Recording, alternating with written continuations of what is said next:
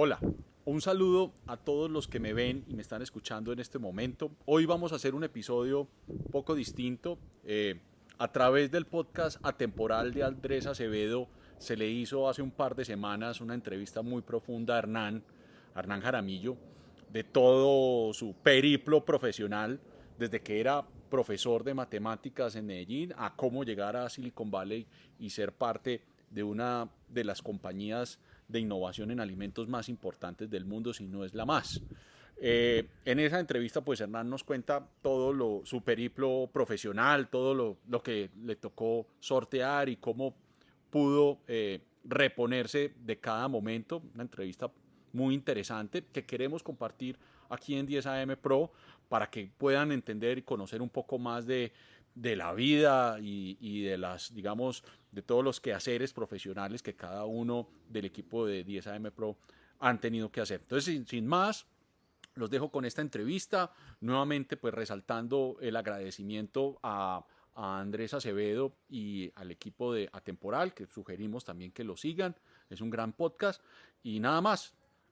Muchas gracias, aprovecho para dar las gracias a sus likes, a sus comentarios, a todos los, digamos, a las buenas palabras que nos envían. Es súper importante para el equipo de 10AM, de verdad que los agradecemos muchísimo. Nada, que sigamos creciendo en conversaciones profundas y positivas alrededor de la innovación y la tecnología. Un saludo para todos.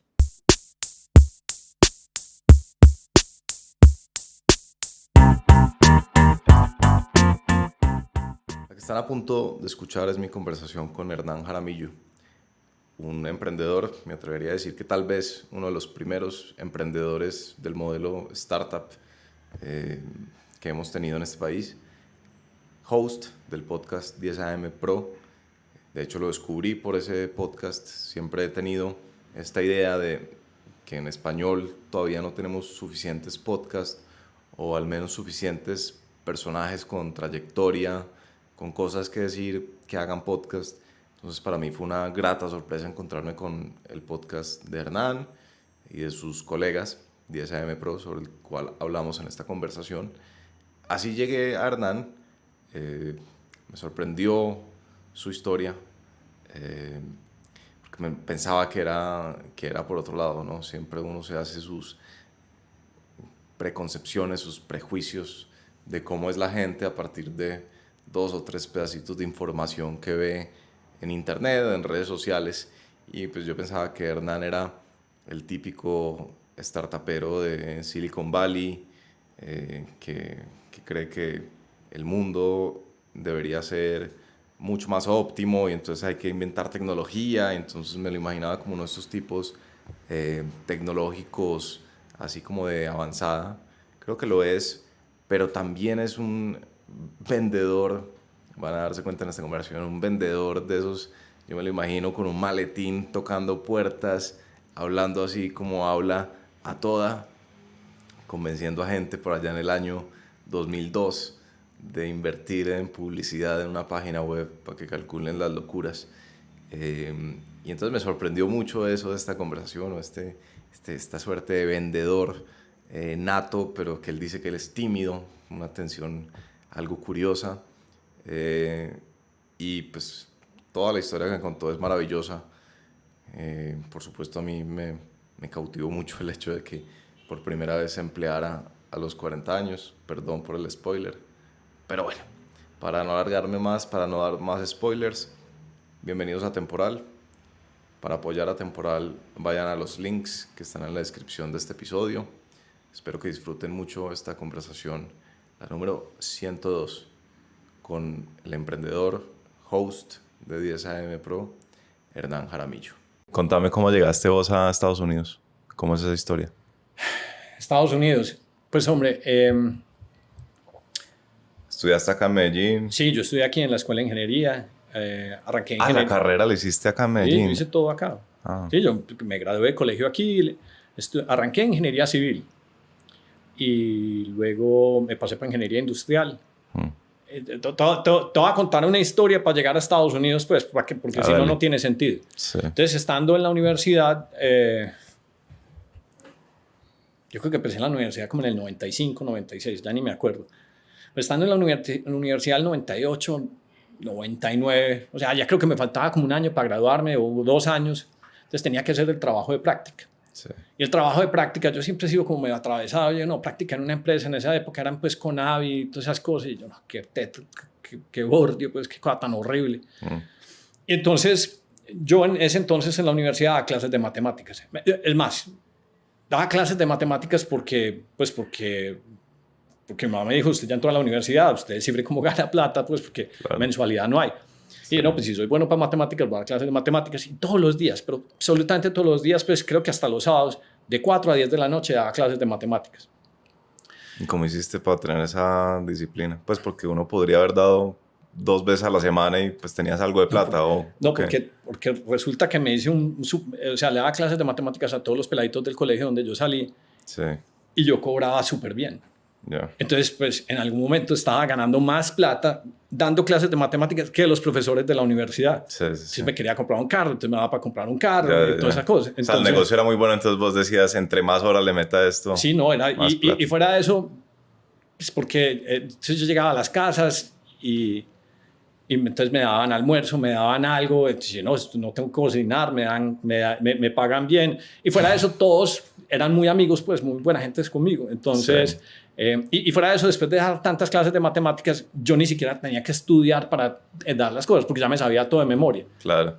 Me acuerdo que una de las cosas que más risa me daba es que, por ejemplo, estaba explicando clase de física, tal cosa, y entonces, pues, el típico problema del tronquito subiendo la pirámide, y si se desliza, entonces coeficiente de flexión, mu por yo no sé qué pendejadas. Entonces yo me hacía como el bobo, como si tuviera que usar la calculadora, pero después y multiplicaba pues por el numerito ahí. Entonces me decía, entonces todos empezaron como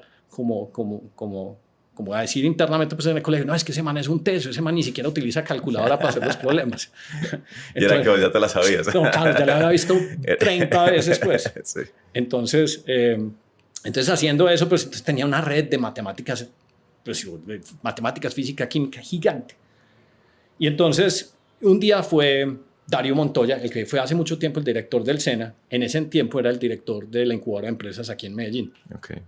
¿Te acordás? Desde esa época había incubadoras de empresas. Desde esa época había incubadoras de empresas. Luego hablamos sobre las incubadoras de empresas, pues, y lo que yo pienso sobre eso. Entonces el tipo llegó y hizo una exposición y entonces que la incubadora de empresas, y es que tenemos que aprovechar el talento, las tecnologías. Me acuerdo que el cuento en ese momento era contando que ICQ había nacido, que fue el primer messenger, pues no sé si te acordás de eso. No. ICQ creo que es una compañía israelita, pero pues ICQ es 20 años más tarde WhatsApp, pero en el computador. Y ahí todo el mundo conversaba y luego se volvió Hotmail y toda la cosa. Y el tipo dijo, no, ¿qué hay que hacer pues para inventarse pendejadas y yo no sé qué? Y el que presente una propuesta de idea, pues entonces eso le vale como el trabajo de grado, no sé qué cosa. Trabajo de grado. No, pues qué maravilla. Entonces yo dije, yo no puedo decir que soy tutor, pero yo dije, voy a inventar un sitio que sea como para hacer tareas por internet. Entonces esa fue como la gran idea. Y escribí un papel, pues como un business plan, pues, y de eso que como para entregarlo y pues por mamar gallo. Y creo que lo había llamado Homework Solutions. Sí. En inglés, pues ni siquiera me ocurrió ponerlo en español. Y entonces con otro amigo pues que estaba en la universidad, pues un amigo pues compañero de clase, dije, mira esta idea, vos haces la portada del índice, yo lo escribo y entregamos eso y pues lo pasamos para la incubadora de empresas. Sí. Y lo pasamos un fin de semana, nos dijeron sí, está aprobado. Como a las 3 o 4 semanas llega y se aparece Jaime López. Jaime López era el hijo de Augusto López. Augusto López era el expresidente de Bavaria. El que le manejaba Bavaria a Santo Domingo. Sí, pues sí, que le decían pues, que vos lo veías en el Congreso cuando estaba pues Samper y toda la cosa. O sea, el man sí, que tiene su figura mítica que se paraba allá, como esa historia, que se paraba allá en el Congreso pues a revisar las votaciones, pues que era más o menos el que manejaba todo. Y una cosa súper extraña, entonces llegaron y dijeron que les van a dar 300 millones de pesos, pero estamos hablando del 90%. Por tanto la compañía, que porque la idea gustó mucho. Y yo, pucha, ¿cómo así? Y no, la compañía, en un día, salimos y nos inventamos una oficina, alquilamos por la 10 no sé qué, unos computadores y codeamos una cosa súper rápida, o sea, en HTML que se viera, y en vez de ponerle Homework Solutions, a mí se me ocurrió un nombre como saca A más, Get A+. Entonces nos inventamos ese sitio y yo no me Espera un momentico, entonces usted ya sabía... En la escuela de ingeniería enseñaban a echar código en el 90 y... No, o sea, yo en esa época ni siquiera tenía, pues creo que tenía computadora en la casa, pero pues uno tenía que pedir la cuenta, prestaba a 3 amigos de Geonet, pues, y todavía me acuerdo del sonido conectándose. Sí, para conectarse. Entonces... pero entonces, ¿quién es? O sea, ¿fue en código o qué? No, alguien siempre más nerd sabía hacer una cosa, pero pues... Una cosa muy sencilla. Pues el cuento sencillo, ¿no? Yo no sé hacer empanadas, pero sé dónde las venden, y nos conseguimos a alguien y nos hizo una página. De tal manera que el día que teníamos la presentación con estos manes, teníamos una cosa para mostrar en un computador. Sí. La presentación en la que les iban a decir si les daban los 300 millones o no. Sí, sí. Y a mí se me ocurrió una cosa muy sencilla. Ve, en la página, manda una tarea. En esa época no había esta pendejada. Hay que coger un escáner, mandar una tarea o escribirla a texto. Entonces, casi que básicamente era un servicio de info @ que era Plus, un email, mandaban la tarea y entonces yo como tenía un montón de peladitos que la daban claro, hey, ¿quién no ha hecho la tarea? Yo. Ah, bueno, gratis, métase por este sitio, man. Y yo tenía otro compañero de la universidad con el que me volví socio y todavía soy socio de varias cosas. Y decía, bueno, me faltó una partecita. Yo no solo daba clases de matemáticas, y por eso es que sino que me empezaron a pedir laboratorios, entonces laboratorio de física y química, y yo no tenía tiempo para hacerlos. ¿Cómo así laboratorios? Pues laboratorios, pues es, no sé, laboratorios, ¿cómo se dice laboratorio? Pues cuando vos, por ejemplo, querés comprobar que, pues haces un experimento en clase y el profesor de física llega y coge aquí, no sé, 100 gramos de algodón y aquí coge 100 gramos de no sé, de aluminio y los deja caer. Sí. Entonces hace la medición y obviamente es el mismo tiempo, pero entonces luego, la tesis, la fórmula y un laboratorio es básicamente pues el resumen del problema observado, las ecuaciones utilizadas, escriba, resuma, no sé. Pues, o sea, al estudiante lo mandaban a hacer como el experimento en la casa y volver con el reporte. Él lo hacía, pero tenía que hacer un reporte, pues llamémoslo por reporte. Y eso es lo que te estaban pidiendo. Lo que pasa es que como yo salí pues, del Columbus School y eso en inglés le decían lab, pues o laboratorio, la mayoría eran de ahí. Entonces, yo no tenía tiempo pues, de hacerlos, pero entonces me decía, no, te pagamos 25, 30 mil pesos, o sea, 4 veces más que la clase de matemáticas, porque en esa época cobraba como 5 mil pesos. Sí. Tenía un amigo muy bueno en matemáticas, que se llama Roberto Cuartas, le decía, ya tengo 5 laboratorios para hacer, le pago 5 mil pesos. Entonces, man, sí, arbitraje, yo me ganaba como 25 mil. Entonces, pues, de ahí salió la idea que empecé a conectar pues, los puntos. Sí. Y dije, no, pues voy pues a montar un sitio pues para hacer tareas. Entonces lo hicimos, estos manes les gustó la idea, logramos montar una cosa súper sencilla y sí estaba... ¿Y les invirtieron? Sí, claro. Los 300 millones. Los 300. En el año 99. En el año, sí, 99. Pues, probablemente 99, la primera inversión de capital en un emprendedor en Colombia. No, 300. Nosotros, yo creo que nosotros salimos, o sea, yo he salido que ahí viene otra historia que tengo. Yo he salido en portadas de dinero y sí. Pues hace mucho tiempo, pues, y en semana varios artículos, porque éramos como la primera verdadera startup, pues, que invirtieron. Y estos manes, después de hacer esa inversión, crearon un fondo que se llamaba Mercurius Venture, que fue el primero. Hicieron múltiples inversiones, pues. Sí. Pero nosotros éramos como el primero y me acuerdo que luego tuvimos que ir a Miami, porque Augusto pues ya se había retirado, creo que se había salido hace 2 o 3 años, entonces estaba retirado viviendo en Miami. Me acuerdo con mi otro socio, Felipe López de Mesa, presentándole pues él vivía ahí en Coconut Grove, hey, mira, este es el mundo, el internet, no sé qué cosas. Acordate que en esa época el internet era muy básico, eran GeoCities y unas páginas pues que eran como unos que uno se metía directamente a la página, uno ponía de cartoonnetwork.com porque no había Google. Y que eran pues como unos, no son blogs, sino como estos, se me olvida el nombre pues, pero donde la gente comenta y postea diferentes tipos de artículos. Sí. Y nosotros contándole, hey, nosotros creemos que el mundo de la educación era esto, y como teníamos tantas tareas y el modelo era gratis, entonces apenas me dieron los 300 millones de pesos, entonces yo lo que hice fue contratar un arsenal de profesores, sí, trabajando 3 turnos de 24 horas respondiendo tareas. Nosotros en ese entonces, y hay un tipo que le tengo mucho aprecio que se llama Íñigo Koch, que pues fue el que nos codió el sitio, pero ya habíamos creado pues un sistema FIFO, First In, First Out, ya no era, pues se escaneaba la tarea, pero teníamos un sistema de colas, y entonces si la tarea llevaba más de 6 horas en espera, entonces se ponía roja, y si menos de 3 se ponía amarilla, y entonces tenía unos manes tesísimos, casi todos de la Universidad Nacional o la de Antioquia, ingenieros químicos, ingenieros... pues, los que estudian mecánicos, civiles, todos. Contestando tareas. Pero vení, perdón. Hay 1.200 o 1.500 al día. Hijo de pucha. Perdón, te interrumpo, es para entender bien el tema. Entonces, vos tenés una página, se mete un estudiante universitario o de colegio y dice, me pusieron a hacer esta cosa. Pero no era pues toda la tarea, sino pues había... Sí, aquí hay un tema pues que no entiendo. Había unos que copiaban todo y decían, resuélvame todo eso. Sí. Y nosotros no, ya una pregunta, pues si quiere la otra, pues tiene que mandar más. ¿Y cuánto me vale? No, era gratis. Ah, ¿era gratis? Además. Era gratis, además. Ah, güey, pucha. Era gratis y entonces lo que nosotros hacíamos es que en esa época se empezaron a aparecer pues los banners, pues. No existía ni siquiera Google AdSense, pues que es el que sirve automáticamente en un sistema de subasta, pues todos los ads. Sí. Y entonces nosotros, pues Felipe y yo, empezamos a salir a vender publicidad. En esa época, 1999, vendíamos para ahí 50 o 60 millones de pesos mensuales en publicidad, porque nos íbamos para Orbitel, nos íbamos para, pues que ya no existe, nos íbamos para Bancolombia y le decía, le vale el banner 10 millones de pesos mensual, sí. Le vale esto, no, a todo el mundo lo teníamos pautando, nadie entendía, todo el mundo era súper nadie entendía que estaba haciendo, todo el mundo era súper escéptico, sí. Pero nosotros dijimos, no, esto, y empezamos, y eso nos cubrían más revistas y más medios y más pendejadas. Y vos ahí tenías que 22, 23, una cosa así. Tenía por ahí 23 años, sí. Tenía por ahí 23 años y pues digamos que empecé como a construir todo eso y ese sitio sí. Pues era de lo más popular que hay. Entonces, después porque el nombre lo fui aprendiendo pues con el tiempo porque es que no sabía. Entonces el nombre era Get A Plus. Entonces era Get-A-Plus. Y aquí pues en Colombia eso no lo escribía ni el putas. Pues. Entonces no, pongámosle un nombre más fácil, tareasgratis.com. Entonces se quedó tareasgratis.com. Sí. Entonces le pusimos tareas gratis y luego empezó más gente que quería invertir.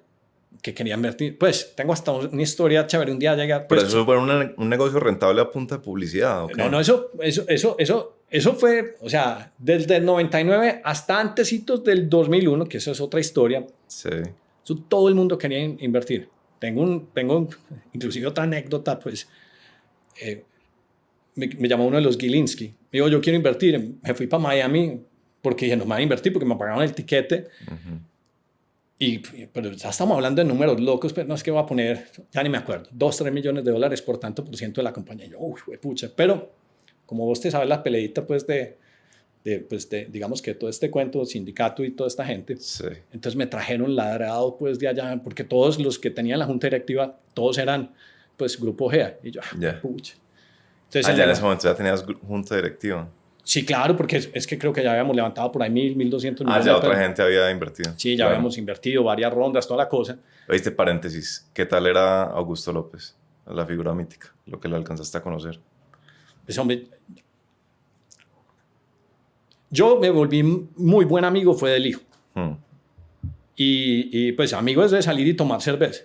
Y Augusto, pues, cuando ya estabas con él era como cualquier otra persona, pues. Y sí, era, en la mesa era, no, digamos que, no pupitradas, pero no sentía que tenía que presentar muchos argumentos para que si el punto que él decía sí o no, eso fue lo único, pues. Sí. Lo otro, pues, que sí tenía toda la cancha y experiencia del mundo. Claro. Y en ese momento, pues, nosotros básicamente éramos unas esponjas que estábamos absorbiendo. Y entonces, sí. Pues, me acuerdo que en esa época, yo ya lo veo y le digo, ¿qué hubo Augusto? Pero me acuerdo que esa doctor López o don Augusto, cualquier doctoriado, cosa. Pues, doctoriado, pero porque nosotros éramos, pues, como unos pollitos, claro. Pues, en la universidad. Pero la historia de él es supremamente inusual, ¿no? O sea, surgió un poco de la nada y terminó liderando. Pues, no, lo que pasa es que era un buen ingeniero y hizo un montón de cosas y muy astuto. Pero pues por mérito, pues, o sea, no era sí, hijo de, hijo de nadie, pues. No, eso es puro trabajo, puro esfuerzo, puro conexiones y sabía cómo se fluían las cosas, con quién se juntaba, no sé qué cosas.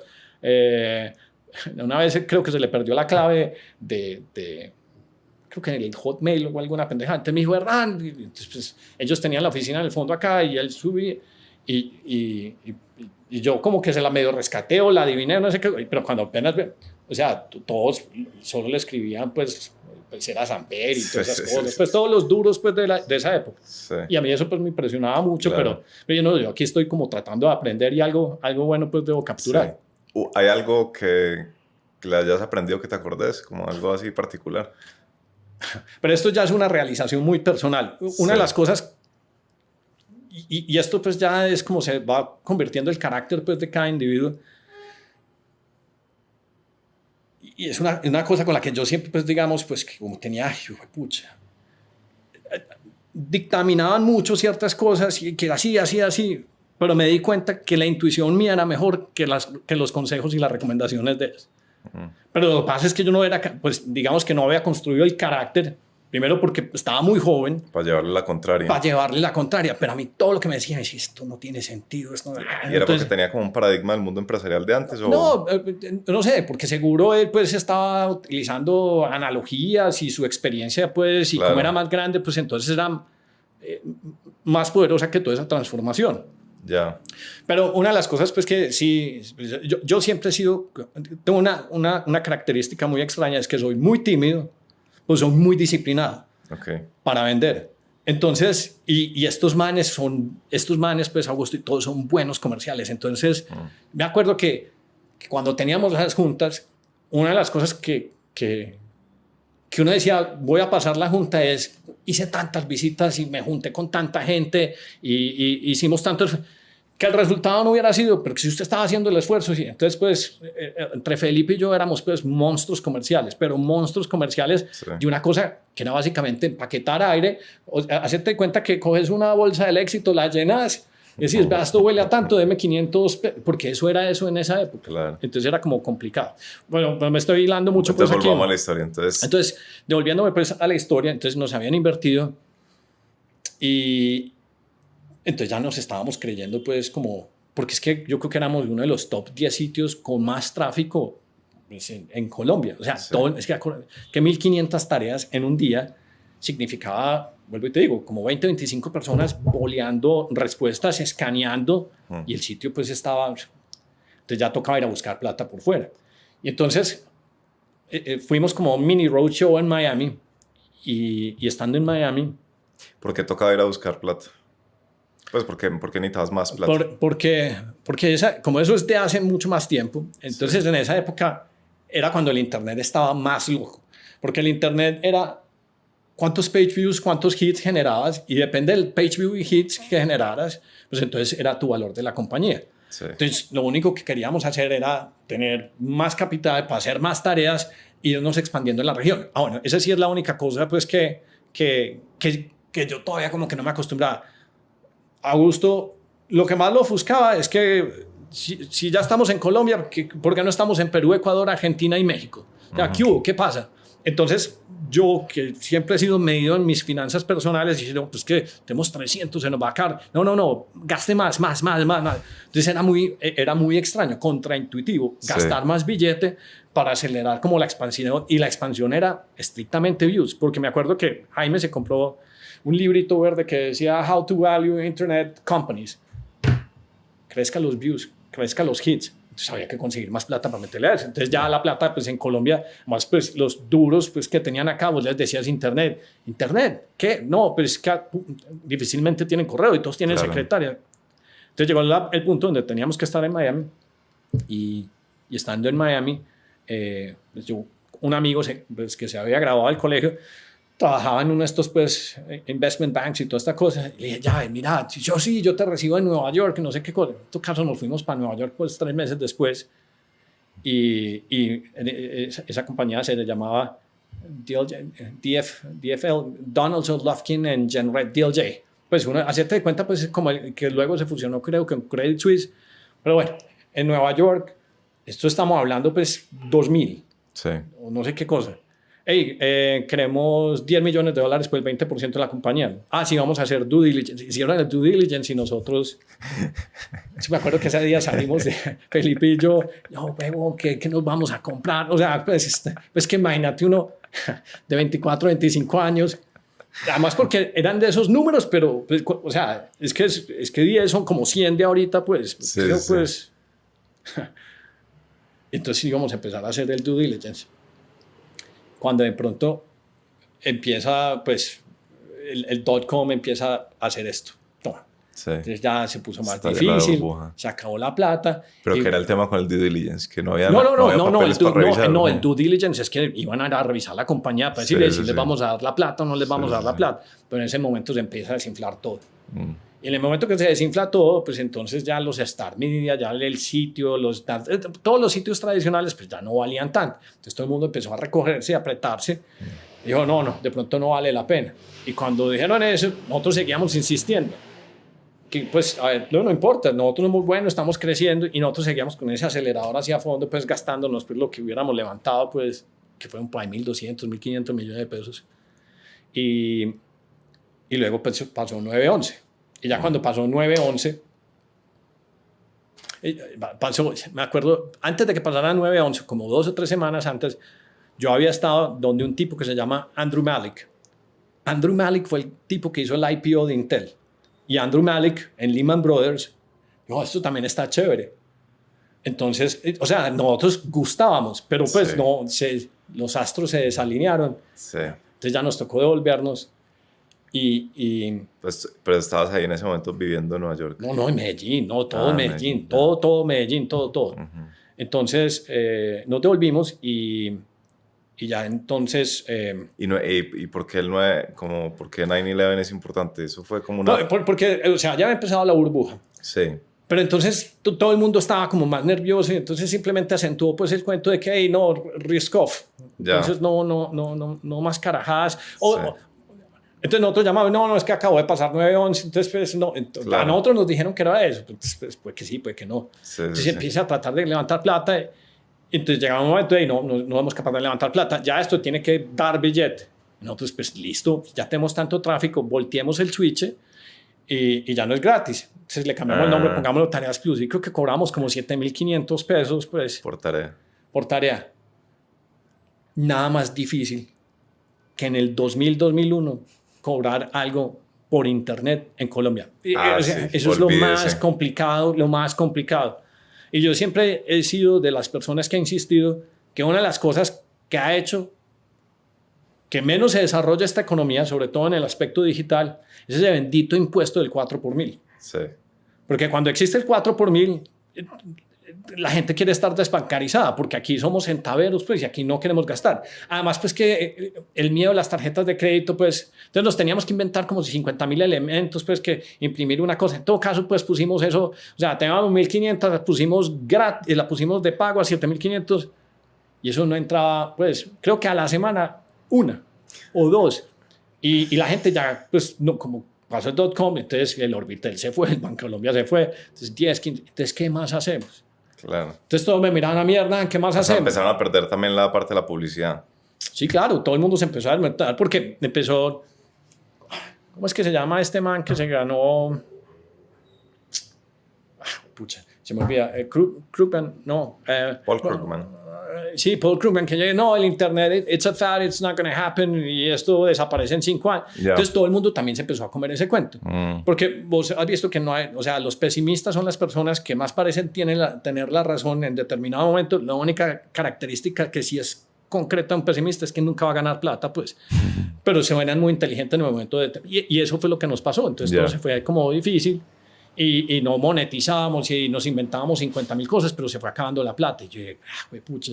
Pues yo en mi cabeza nunca he tenido la idea de quebrarnos. No, esto hay que hacer algo. Nos inventamos otra cosa, más extraña todavía. Se llamaba Central de Expertos.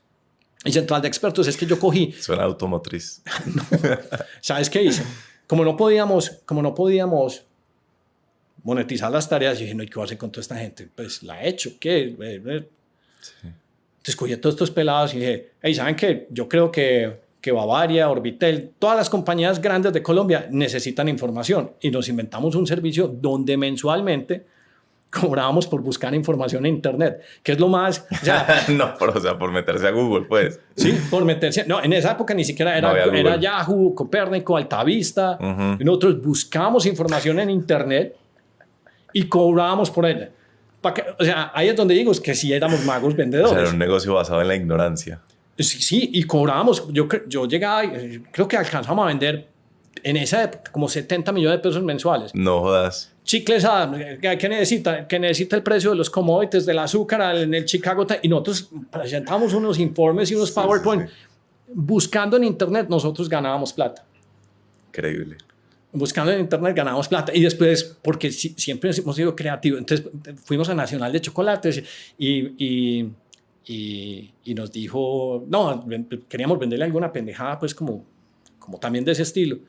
Y alguien llegó y dijo, no, es que a vos te tocó el álbum de las laminitas de Claro, Panini. Entonces nosotros dijimos, no, nosotros lo podemos hacer virtual. Y nosotros, me acuerdo en esa época, hicimos el álbum virtual de Nacional de Chocolates y nos inventamos que detrás de la laminita saliera como un código alfanumérico y vos te metías a la página que la hicimos nosotros. Sí. Y te salía la laminita virtual, o sea, todo un desarrollo, o sea, teníamos un montón de gente muy curiosa haciendo pendejadas. ¿Y les compraron eso? Sí, nos dio 400 millones de pesos por hacer ¿Por ese álbum? Sí, claro, y cobramos mensualidad además, porque cobramos el hosting y lo que hubiera que hacer ahí. Lo que pasa es que a mí en una pataleta mía terminé peleando con ellos, porque no, digamos que soy bueno para vender, pero yo pierdo la paciencia rápido. Y yo llegué y les dije, no me acuerdo cuál era el del momento, y dije, si ustedes me van a seguir apretando, yo le vendo esta pendejada colombiana. Y al otro día llegaron y cancelaron el contrato, entonces al otro día cancelaron el contrato, pues, y bueno, y eso pues me pasó. Entonces después de un tiempo... Sí. Pero pues, vos eras como un emprendedor como muy comercial, o sea, más que de producto, ¿o cómo dirías vos? No sé. Lo que pasa es que si me toca vender si me toca vender, salgo a vender y combato mis miedos de timidez y lo hago, pues.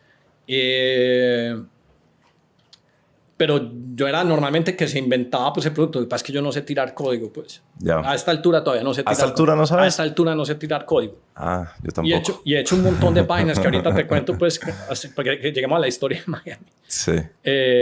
Y entonces llegó un punto donde vendíamos como 50, 70. O sea, si vos te decís que eso es un negocio de par pelados que se lo inventamos, decís, es una putería de negocio. Pero el problema es que no habían invertido 1.000, 1.200, 1.500. Y entonces cuando es venture, el venture dice la plata, tal cosa. Y nosotros teníamos una cosa que siempre me sacaba de quicio a mí. Y teníamos una cosa que se llamaba el management fee del Mercurio. Y era como, nosotros ganábamos como 70. Vendíamos 70. Y la administradora nos cobraba como 15 millones de pesos. ¿Administradora de qué? Pues Mercurius Venture pues nos cobraba como 15 millones de pesos. Y yo era iracundo con esa maricada. Yo no hacía sino pelear. Y yo, esto me paga una infamia, no sé qué. Y luego, como hice el negocio con la otra persona, que no mencionan, yo tampoco le tenía paciencia. A mí me parecía lo más mediocre. Bueno, eso era central de expertos. A mí se me ocurrió después que yo tenía que hacer páginas web. Y cuando tenía que hacer páginas web, dije, no quiero ningún cliente en Colombia. Y empecé a preguntarle a un amigo romano en Miami, hey, ¿me recibís? Pero esto es pues B-Factory, que quiero vender paginitas web. Y no sé por qué carajos me cayó un lead, porque la tercera división se llamaba Inventia. Inventia hacíamos páginas web, pero yo la había escrito en inglés y no, o sea, tareas la compañía que nos invirtió se llamaba B-Factory. Entonces lo primero era tareas gratis. Como eso no funcionaba, me tocó inventarme la central de automotriz. Pues central de expertos no estaba, que no era automotriz, sino que vendíamos aire, pues. Entonces dije, no, tenemos que hacer código, porque todo el mundo después nos llamaba para hacer código. Y me inventé esa división que se llamaba Inventia. Ya, la de las páginas. Empezamos a hacer páginas. Por una extraña situación, ya no me acuerdo por qué, me cayó un cliente. Y ese cliente se llamaba Nutec Solutions. Y cuando el cliente me cayó en inglés y dijo, we need a website, yo siempre he creído que si uno le sienta en la mesa y a mí me dejan hablar, pues entonces soy capaz de cerrar el negocio. Entonces, estos manes, era un cliente que estaba en, creo que es Charlotte, ya no sé si es North o South Carolina. Entonces, yo cogí un avión y me fui para allá y me senté. Cuando llego a Nutec Solutions, me doy cuenta que la compañía la había fundado un man que se llama Frank Abagnale. ¿Sabes cuál es? El de Catch Me If You Can, ¿no? Catch Me If You Can. ¿Pero cuál? ¿El policía? No, el man. ¿El estafador? El estafador. Okay. El estafador, porque mira que tiene mucho sentido. Entonces el man empezó a crear unos algoritmos para hacer detección de fraude en los diferentes bancos y querían hacer una página. Y me dijeron sí, y pues me comisionaron la página para hacerla. Me acuerdo, me impresionó mucho porque cobramos como $7,000 y me pagaban $5,000 anticipados. Y dije, no, qué putería, esto es una berraquera, cliente pagando anticipado y aquí uno, pues, o sabes que es pedalear que le paguen. Te dicen, sí, 4:45, viernes a la tarde, si el sol no está alto, en la ventanilla más escasa y ahí te pagan. Y yo dije, no, esto es una putería. Entonces ahí me empecé a convencer que yo prefiero el 1% del mercado del sur de la Florida que el 90% de cualquier mercado, especialmente el colombiano, donde había que... Siempre es... yo me acuerdo en Bavaria, pues, pasaba una propuesta, ¿y cuál es el descuento? A mí todo eso me da mal genio. Sí. Entonces... Pero espere, ¿cómo así? ¿Usted le hizo una página al man de Catch Me If You Can? Sí. Para un servicio que el man hacía para detectar fraude. Para ellos vender Nutec Solution. No, esa no es la parte chévere. Cuando estaba allá me pareció tan interesante y yo les parecí como tan curioso que yo les dije, yo quiero ser distribuidor pues de estos servicios. Llamé a todos los manes que estaban en la junta directiva de la compañía a decirles, hey, vamos a utilizar, en esa época no lo llamábamos inteligencia artificial, ni siquiera machine learning, sino álgebra lineal para detectar los grandes problemas y que ustedes puedan tomar decisiones. Por eso es que para mí es tan fácil invertir en un Palantir hoy en día. Sí. Entonces, empezamos a hacer todo eso y yo me acuerdo estando allá y yo, listo, yo conozco el presidente de Cementos, Cementos El Caire, era el suegro mío en esa época, y yo conozco el otro, el de su renting, que estaba en la junta. Yo, hey, esto les puede mejorar, y conocí a otro man que era el vicepresidente de Soya, y todo lo que ellos hacían desde, digamos que, utilizar matemáticas para tomar mejores decisiones, pues tenía todo el sentido del mundo. Y yo, uy, de pronto me voy a meter por este mundo. Pero ya me devolví y eso era lo que había hecho. Ya había pasado como 4 o 5 años. Me trataron, me decían, no, es que Hernán, tal cosa. Entonces me ponían como gerentes y a los 15 días, pues, uno empezaba como a articularlo y se caía. Y siempre era yo, pues, jodiendo y empujando, muy disciplinado. Sí. Y yo, ¿cuánto llamas esta pendejada? Porque yo arranqué con el 100 y ya iba como en el 10, el 5%. Entonces, básicamente, era un empleado y dije, no, madre. Y eso creo que era como en el 2005. ¿Y esto seguía siendo la misma compañía en la que originalmente invirtió Augusto López en el 90? Y yo, no, ya saben que yo renuncio.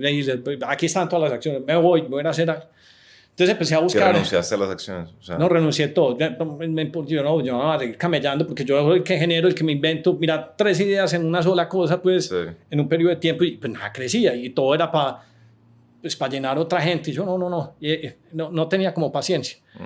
Entonces dije, no, pues, ¿qué idea me pongo a hacer? Entonces me puse a hacer, me gustó la de hacer páginas porque me había impresionado mucho que me pagaran $5,000, $7,000. Entonces, cogí al mejor pues, de las tareas, que se llamaba Roberto. Le dije, hey, voy a inventar un negocio y vos vas a ser socio mío en este. Y llamémonos a este programador que está acá y empecemos a hacer el negocio. Entonces, tenía que fondearme. Entonces, un amigo pues, del colegio me fondeó porque le dije, esto es lo que yo voy a hacer. Yo necesito plata para irme cada 3 semanas para Miami a buscar clientes. Porque mi tesis era muy sencilla. Llego a la casa del amigo mío que se llama Romano, me quedo allá una semana, alquilo un carro y voy a visitar este cliente. Y no vas a creer que era directorio, sino que simplemente cuántas personas conozco en Miami y empezaba a hacer una arañita y cada vez que cerraba uno le preguntaba al otro. Entonces empecé a vender páginas web. Yeah. Muchas. Y eso lo hice por 2 o 3 años seguidos. Al tercer año ya vendíamos $1 millón haciendo páginas web, todas codeadas aquí en Medellín. Pues te cuento que uno de los primeros, entonces fue el 2005 y en el 2008 dije, no, pues es que esta pendejada mía de estar viajando, pues no me rinde. Sí. Entonces creé una corp en Estados Unidos, que la dueña era la SA. Y como estábamos facturando, entonces pues conseguirme una visa pues como de trabajo era súper pues evidente. Entonces sí, y ya teníamos buen nivel de facturación y toda la cosa. Y entonces me fui en el 2008 a vivir a Miami. Entonces ya eso fue definitivo, ya dijiste. No, lo que hice, pero en la misma compañía, entonces lo que hice era que venía a Colombia al revés. Entonces, cada 3 semanas venía una semana a Colombia a revisar el equipo y mi socio, pues que era el que tenía por ahí 30, 35 personas. Sí. Y hacíamos páginas web. O sea, en Miami, por ejemplo, constructor de yates más grande de la Florida, la Sarah Yachts. Entonces, yo estaba ya haciendo una paginita web, HTML, no sé, cualquier carajada. ¿Y cómo hacían? Como que iban allá, tomaban la foto de los yates, el man les mandaba las fotos. No, y las nos mandaban las fotos en esa época. Yo no me acuerdo cuáles bueno, no sé, en un drive especial. O sea, ahí la magia no era el diseño, sino hacer la página. No, que era hacíamos como algo la página, difícil. no, el diseño. Y aquí hay diseñadores bacanos y hacíamos diseño y toda la cosa. Y empezamos a hacer páginas. Entonces yo me mantenía en la 95, pues manejando para arriba, para abajo. Y un cliente, entonces empezamos a hacer, y en esa época vos sabes pues que el 2005, pues cuando empecé ese otro negocio, pues el auge de la construcción en Estados Unidos estaba una locura. Okay. Y yo no sé por qué carajos me di cuenta que me estoy yendo muy largo, usted me para. No, hágale relajo. Entonces me di cuenta que pues no solo hacer páginas web, sino que había una cosa que se llamaban 3D renderings. Entonces rendering es que... ¿Era qué?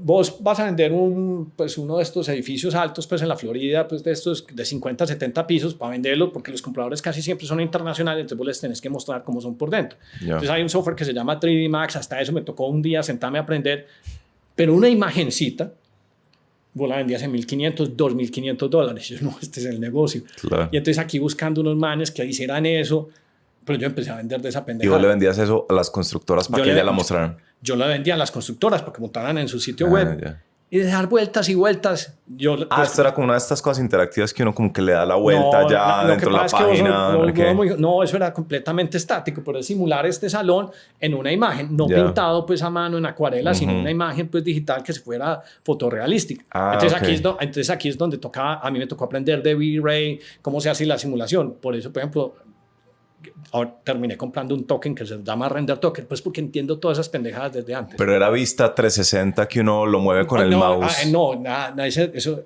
es muy avanzado. Esto era imagen estática. Y valía $1,500. Y valía $1,500 o un tour virtual. Entonces a mí se me ocurrió, ¿cómo hago? Porque la primera vez que vendí, ¿cómo hago para crecer más? Y eventualmente llegué donde pues uno de los top 5, un man que se llama Dan Kotzik, que es el que hace todos los Paramount Bay, y empecé con render, o sea, con la puerta así, de eso que no le paran bolas, y uno metiendo el piecito, no me eches tal cosa, sí. Y empezamos. Ese solo cliente, bueno, eso fue por otra historia después, ese solo cliente le vendíamos por ahí $500,000 pues en pendejadas, pues ya te voy a contar cuál es la pendejada que hacíamos. Entonces ya estaba en Miami, hacía eso, y mucho render y toda la cosa, y algún día se me ocurrió hacer un folletico con no sé qué cosa con renders y los mandamos así, pues como había tocado aprender cómo se manda pues como un postcard. O sea, como ya vivía en Miami me impresionaba mucho que sabía hacer casillero y eso estaba lleno de promociones y carajadas. Yo, pero ¿por qué? ¿Cómo hacen pues tanta promoción, tanta estupidez? Entonces aprendí cómo funcionaba el sistema, hicimos unos brochures, y en Estados Unidos eso sí es lo bacano, vos haces una cosa y te empieza a funcionar. Y me acuerdo que me llama una gente en San Luis, en Missouri. O sea, empezaste a mandar folletos a todo el país. Y me llamó una firma de arquitectos que se llama HOK. Y entonces, ¿qué hice yo nuevamente? Y dije, no, yo con un avión y voy. Y me senté allá y me dijeron, es que estamos terminando el Mercy Hospital de Nassau y necesitamos un tour virtual. Yo, tour virtual, hey, Roberto, si tenemos gente para hacer tours virtuales, no nada, pero hágale. Ahí se cobraba por minuto y un minuto de esa pendejada valía $20,000 y me contrataban como 5.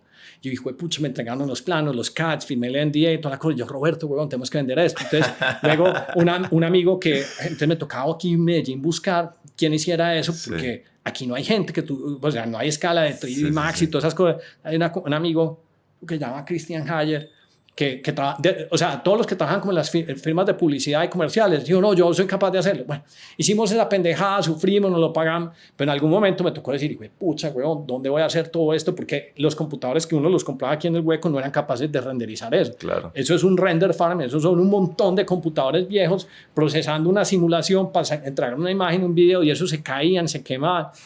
Yo, Roberto, marica, ¿dónde hacen esto a escala? la India o la China. Yo, huevón, vámonos para la China entonces. Y nos fuimos para la China, aterrizamos en Shanghái, nos fuimos para Shenzhen a buscar gente que nos hicieran renders. Pero todo esto es para poder cumplir ese negocio. Pues ese y otros. Ya. Ese y otros. Sí. Buscar, y todos esos chinos son más piratas que un putas, porque todos hacen páginas, pero todos son renders robados y nosotros, de acuerdo, pues en Shenzhen, y yo, no, listo, sí. Y pues, no, si nosotros cobramos 20,000, ellos nos cobraban $1,000 y nosotros, listo, arbitraje perfecto. Sí. Entonces ahí medio nos desembalamos, aprendimos, pero era un negocio como berraco y peleamos con verdaderos estudios. Que nosotros éramos unos manes que armaron una idea, pero me acuerdo que la más tesa se llamaba Spine 3D, y Spine 3D a la misma compañía donde yo conocí a este man, pues de Paramount, le cobraba $1,5 millones. O sea, yo me creía que estaba ganándome 100,000. No, es que los tesos cobraban $1,5 millones. Yo, qué huevón. En todo caso, pasó un tiempo y pasó el 2008, donde se desbarató todo, y el man constructor se quebró, pero le había quedado como un préstamo, lo que se llama un mezzanine, como de $4 millones, y me dijo, hey, ¿sabes qué? Yo quiero hacer un sitio de carros. ¿Un sitio de carros? Pues de vender, pues, hacerte cuenta... una página para vender carros. Hacerte de cuenta, ¿cómo se llama tu carro? ¿Cómo se llama la que venden? Donde, no sé, ¿cómo se llama? No sé. Si vos querés comprar y vender un carro en Colombia, sí, ¿cuál es el sitio? Bueno, pero este man, porque es muy galludo, dice, no, tiene que ser un show virtual donde usted pueda armar las llantecitas, correr el carro, entonces todo los renderings, todas esas pendejadas funcionaban. Y yo con un ejército aquí de 30 huevones, codeando, diseñando, e hicimos un portal que se llamaba PS Cars. No le fue bien, pero pasó una cosa súper extraña. El man me dijo, hey, vamos a Atlanta, y en Atlanta había una feria, pues, como de carros. Y este man hizo un booth, una cosa que es gigante, y AutoTrader es el sitio de mayor venta de carros, pues, de Estados Unidos, pues, portal online, y esos manes compraron eso. Y a mí me impresionó, me impactó mucho, porque dije, pues que todo esto lo hicimos en Medellín.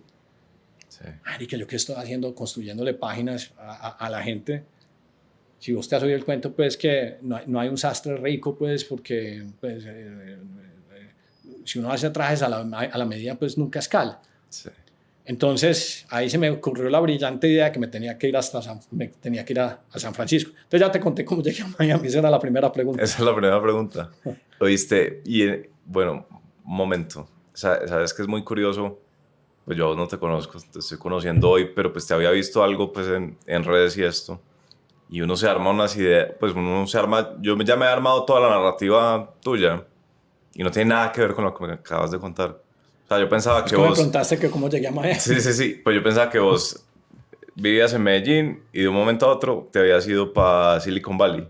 No. Y lo último que se me hubiera ocurrido es que vos eras un maletero que vendía comercialmente. Hablé un poquito de eso. Inclusive me acuerdo cuando tenía la junta, porque de verdad... Yo empiezo a presentar y me da calor, empiezo a sudar, pues, pero es que esto es desde que tengo, o sea, yo conocí a mi primer no y yo me acelero, me empiezo a sudar, me empiezo a hacer así, yo, tal cosa. Mi esposa se muere de la risa porque cuando me conoció lo primero que hizo fue coger un rollito de Kleenex y dije, tranquilo, no sudes tanto, pues. Vení, vos decís que sos tímido. Sí, entonces me acuerdo que cuando tenía las primeras juntas, algunos de los miembros, no, es que Hernán, ¿qué va a vender si es muy tímido, que no sé qué? Sí. Pero la timidez la compenso con dos cosas, con disciplina. Sí. Y te voy a decir que soy bastante corajudo, pues, o sea, si me da miedo, así sude, voy y lo hago. Sí. Entonces, pero sentís la sensación de miedo y de...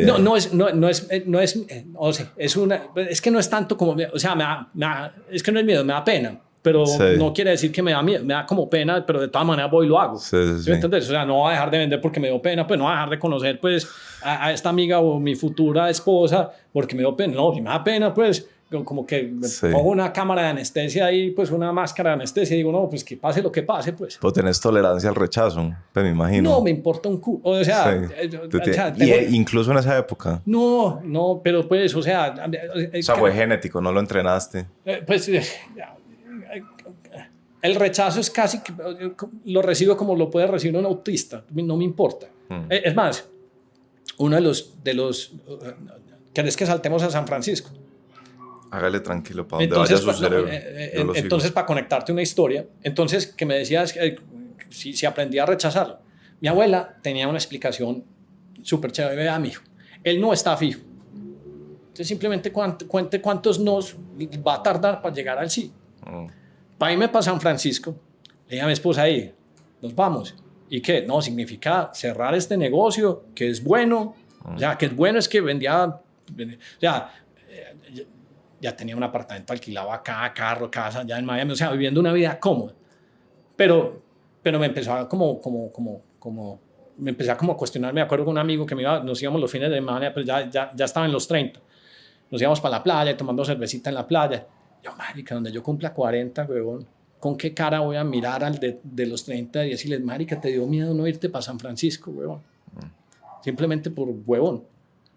Y no, me tengo que ir, porque pues qué pena conmigo mismo arrepentirme de no haber hecho una cosa porque me dio susto. Entonces, llegué y dije a mi esposa, tenemos 6 meses para vivir en San Francisco sin ingresos.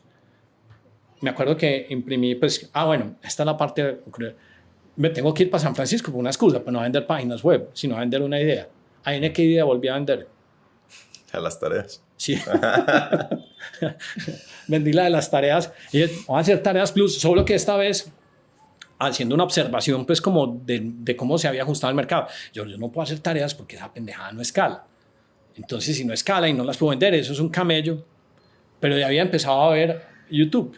Entonces le dije a mi socio, le llama Roberto, marica, empecemos a hacer videos, ecuaciones diferenciales. Y como yo empecé a entender cómo rankear y posicionar, le dije, no copies el álgebra de Baldor o el libro de cálculo de Leitol, no te copies lección 1, sino que yo te voy a decir cuáles son las palabras o las ecuaciones o las cosas que más se buscan. Y vos haces un video para eso. Ya. Entonces este man empezó a hacer. Pues Roberto es una máquina. Roberto, o sea, ecuaciones diferenciales. Además no le tiene que leer un libro, sino que empieza a hacer la ecuación diferencial. Sí. Entonces, al principio hacían los videos. Entonces, el computador, una sábana encima y un micrófono así, y empezaba a hacer el video, a editar, pero en pantalla. Sí. O sea, no salía él, sino en la pantalla, escribiendo como con una tablet, yo creo que era una Wacom.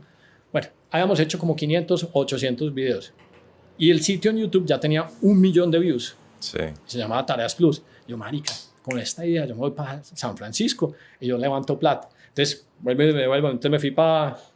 Es que llaman estos, un Kinkos. Imprimí un taco de tarjetas así. Y dije, que lo que diera este tamaño, me puse Tareas Plus y yo ni siquiera estaba incorporado. Yo, marica, me voy a ir.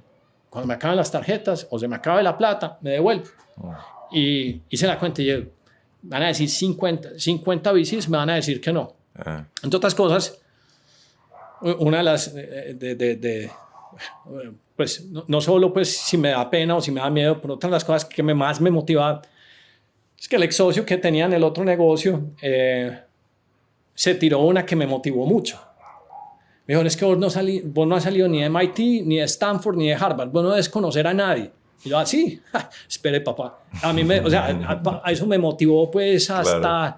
Entonces me fui para San Francisco, encontramos un apartamento chévere para vivir y arrancamos. Y yo, puchi, ¿cómo consigo gente pues para levantar plata para esta maricada? Sí.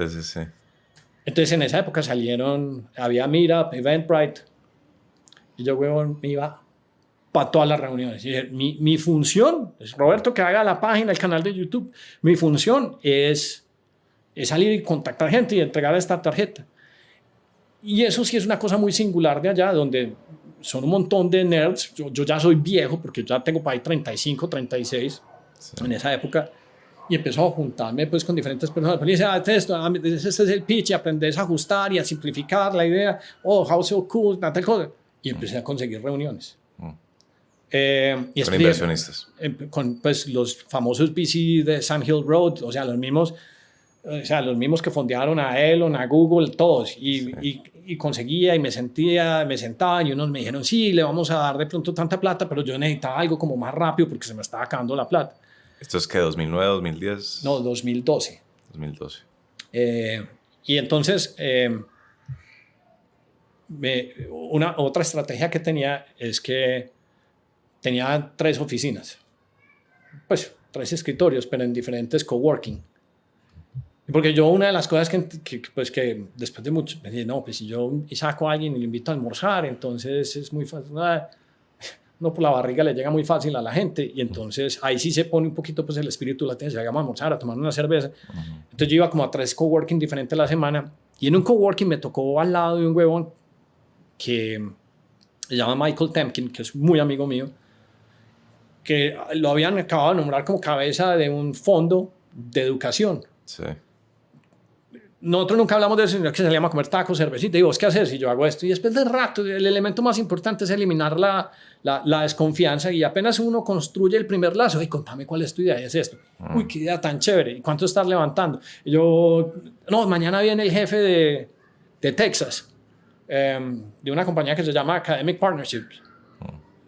Yo me fui para el tablero a hacer de lo que estábamos haciendo y la gran visión y yo no sé qué carajada. Sí. Y él me dijo, váyase para Texas, para Dallas, el próximo fin de semana. Y yo, coja un avión y váyase para Dallas. Cabeza. Y otra vez yo iba a empezar y me dice, Michael, le vamos a dar $2 millones a este huevón, partidos así, así, así. Y yo, sí, no, qué raquera. Pero pues... ¿Cuál era la visión? O sea, vos tenías un canal exitoso de YouTube. Sí, ¿Y qué seguía? Entonces queríamos construir una plataforma para distribuir ese contenido. Después, ya con la gente pagando. No, gratis todavía.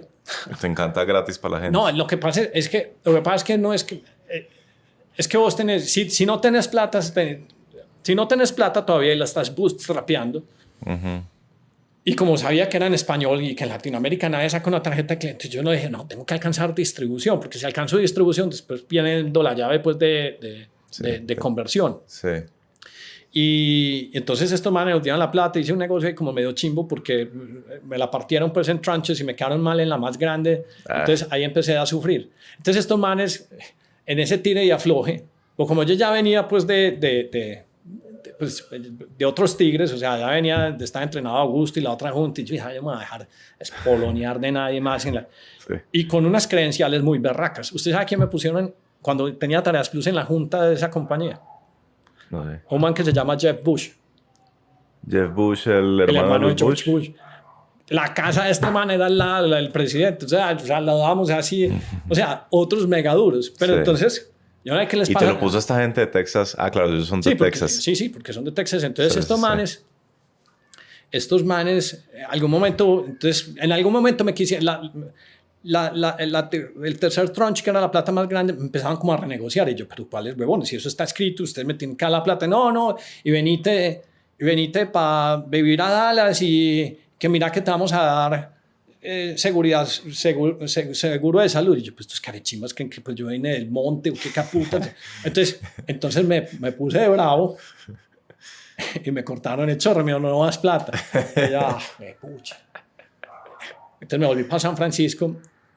Y en San Francisco... Y no, ha pasado ya varias veces, ¿no? Que si antes me voy para Colombina, vaya para Colombina. Me fui para San Francisco y en San Francisco, y no, ¿qué va? Pues me acordaba del cuento de las tarjetas. Entonces, pues, la primer plata me salió después de 12 no. Yo, no, aquí tengo un montón de tarjetas, me voy y visito otros VCs. Pues, estaba viendo Shark Tank una vez y Mark Cuban dijo, invertí en una compañía de educación y yo... creo que ya existía Twitter y yo sabía cómo a partir del Twitter descifrarme el email de Mark Cuban y le mandaba email a Mark Cuban, hey Mark Cuban, yes, I'm interested, send me the deck. Pero así una máquina pues así tan. Sí, yo vi tu artículo de cómo conseguir reuniones con VCs y son 11 estrategias, ¿no? Pues una es eventos, la otra es adivinar el correo, es una locura. Pero así, pues puro hustle, puro y verdadero, pues, o sea, el Bill Gurley, el que invirtió, o sea, a todos. Pero tenía un problema muy grande, que era y es que era el 2012. Una vez me senté con un inversionista que se llama Jason Calacanis, que es de este man que sale en All In Podcast.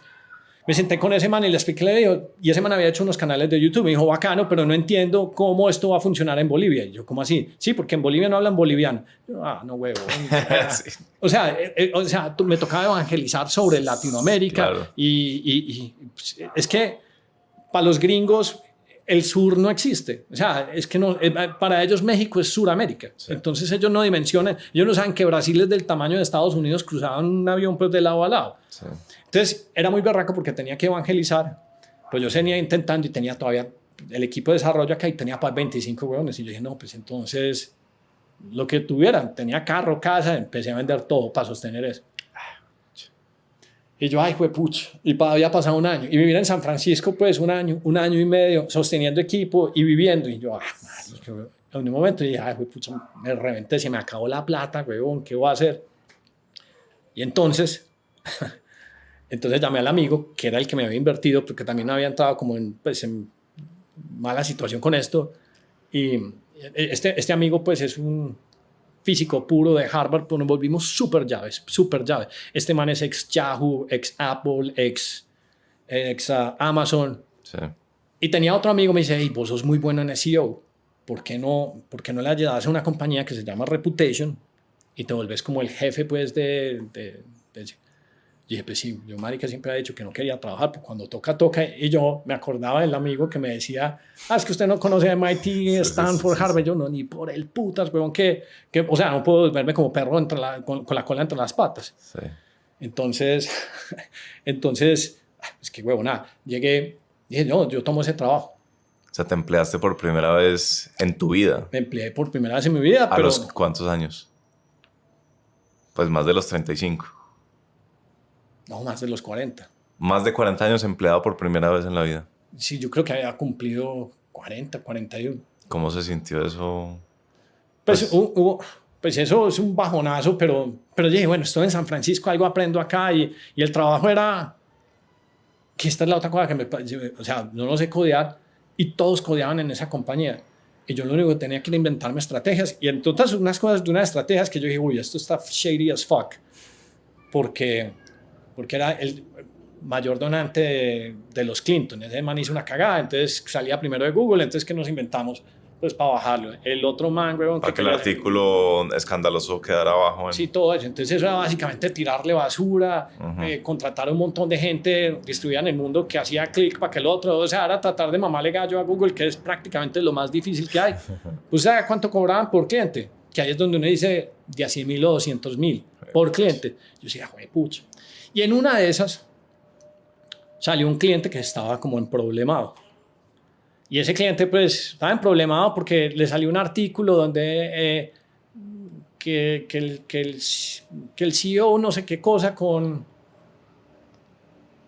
la, digamos que de comunicaciones. Pues no sé, una historia así como medio huevo. Sí. Entonces, normalmente las conversaciones todas son por teléfono, porque estos gringos son muy huevones y todo lo quieren por teléfono, pues decía de conversar, tal cosa. Y el día que a mí me llamaron a preguntarme cuál era la estrategia, mi estrategia era, pues, a mí me tocaba inventarme mucha pendejada. Y pero eso me ha ayudado para saber invertir ahorita, pues, en un montón de cosas. Sí. Entonces me tocaba de verdad entender la máquina de Google y anticipar a Google para saber cómo está. Entonces, entre una combinación de Twitter, blogs, Facebook, o sea, bajar resultados donde alguien está cobrando 100,000 o 200,000 dólares. Sí. Para eliminar ese resultado, como también se puede hacer para que sea de primero. Sí. Entonces, en ese momento hubo una llamada y estaba como el CEO fundador de esa compañía que tenía ese problema y estaba contratando. Creo que le estaba pagando 40 o 50,000 dólares a la compañía para mover el resultado. Eso creo que me estabas preguntando por la fecha, ya me acabo de acordar. Eso en el 2015 fue la primera vez que tuve que ser empleado. 2015, 41 años, ya. Entonces, el man llegó y dijo una cosa, es que you gotta understand that I'm worth $1 billion. Y yo, uy, este man es de los que... Y yo, ¿sabe qué? I'll meet you next week and I'll present to you the strategy of what is actually that we're doing with the team. I mean, all right, I'll see you next Tuesday. Sí, es traducción simultánea para la gente que no entiende inglés. Sí. Es que lo que usted tiene que entender es que yo valgo $1 billón y usted le dijo, ¿sabe qué? Veámonos la próxima semana y le cuento la estrategia que estamos pensando. Exacto. Me acuerdo que volví a sudar, toda la cosa. llego y saco un tablero. A mí sí me ponen un tablero, puedo explicar, porque no, como que me defiendo ahí. Sí, y expliqué la estrategia, tal cosa. Y el man llega, se va como para la esquina y me dice, come here a minute. Uy, ¿qué pasó? No le gustó. I need you to work for me. Bueno, necesito que trabajes para mí. Yo, no, es que yo no soy empleado, esto es una cosa temporal. No, necesito que vengas a trabajar. No, es que yo tengo un equipo. Si quiere, tráigase su equipo. Llegó y me hizo una oferta, pues a lo... Sí. O sea, que no podía... Y me acuerdo que me dio mucha dificultad porque pues era un poquito como hacerle el fo al amigo que me había recomendado con el otro, porque había durado 3 meses.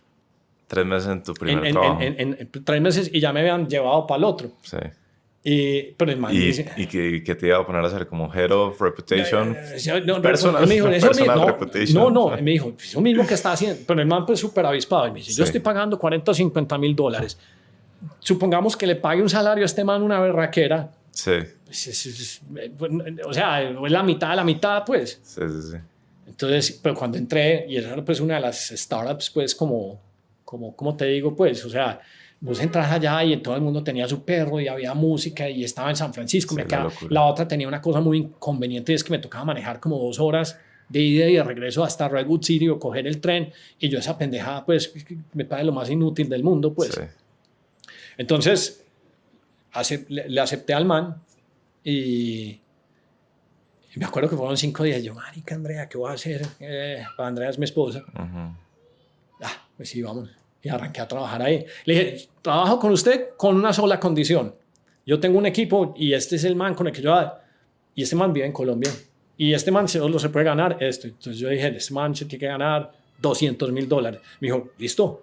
Entonces me traje a mi socio Roberto, con el que tenía, el que había hecho las tareas, con el que había hecho los sitios web. Y nos hicieron los papeles y todo eso como por dentro de un tubo. Y nos fuimos a trabajar pues a una startup. No, a esta pues, en este momento se llama It Just. Entonces empezamos a trabajar ahí. O sea, yo arranqué en el 2016, pues casi que en enero, a trabajar ahí. Y al principio era, pues, cómo hacer lo mismo que habíamos hecho, pero cómo rankear, mejorar los resultados, mayor visibilidad, tal cosa. Sí. Un montón de pendejadas. Pero luego a este man le pasó una cosa que también me va a pasar. Se quedó sin plata. ¿Quién, Roberto? No, esta compañía It Just. Pues esta compañía ya había levantado, en esa época creo que como $400 millones. Porque el man lo querían sacar, pero este man era como muy avispado y no se dejó sacar y se atornilló, y entonces yo lo veía haciendo como volteretas y nos caímos súper bien. O sea, también nos caímos que cuando me contrató me puso una condición. Me dijo, lo contrato, pero yo quiero ir a Medellín. Yo, bueno, listo, vengamos a Medellín. Que no me gusta decir porque en el 2016 nos empezamos a poner de moda por todas las películas de narcos, Netflix, y yo le decía, ni siquiera te la veas que es con un actor brasilero, es un aburridor, no, encantado que quería venir. Sí. Entonces lo trae y nos volvimos súper llaves, pero súper llaves, pues, o sea, yo creo que yo pasaba y yo lo trato como trato un EQ, entonces aquí en La Palma, what's up, the brother from another mom, pues hijo de mi hermano, pero de otra mamá. Sí. Entonces empezamos a tener como muy buena química. Y se le acabó la plata.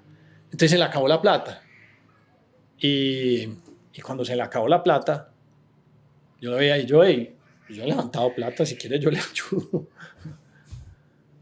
Pero el man estaba como atrancado en Silicon Valley. Sí. Me dijo, hágale, pues ayúdeme, pues, porque ¿qué más se va a hacer? Pero con toda la libertad. Una de las cosas más extrañas que siempre me ha pasado pues, en Estados Unidos es que te contratan y nunca te dicen qué es lo que tienes que hacer. Okay. Sino que te dicen, vaya, haga algo. Y entonces uno sale y hace, pero como con una libertad y una cosa tan extraña. Y este man me contrató. Entonces yo haciendo esto, me dijo, no, listo, levanta plata. Y yo, ¿por dónde empiezo?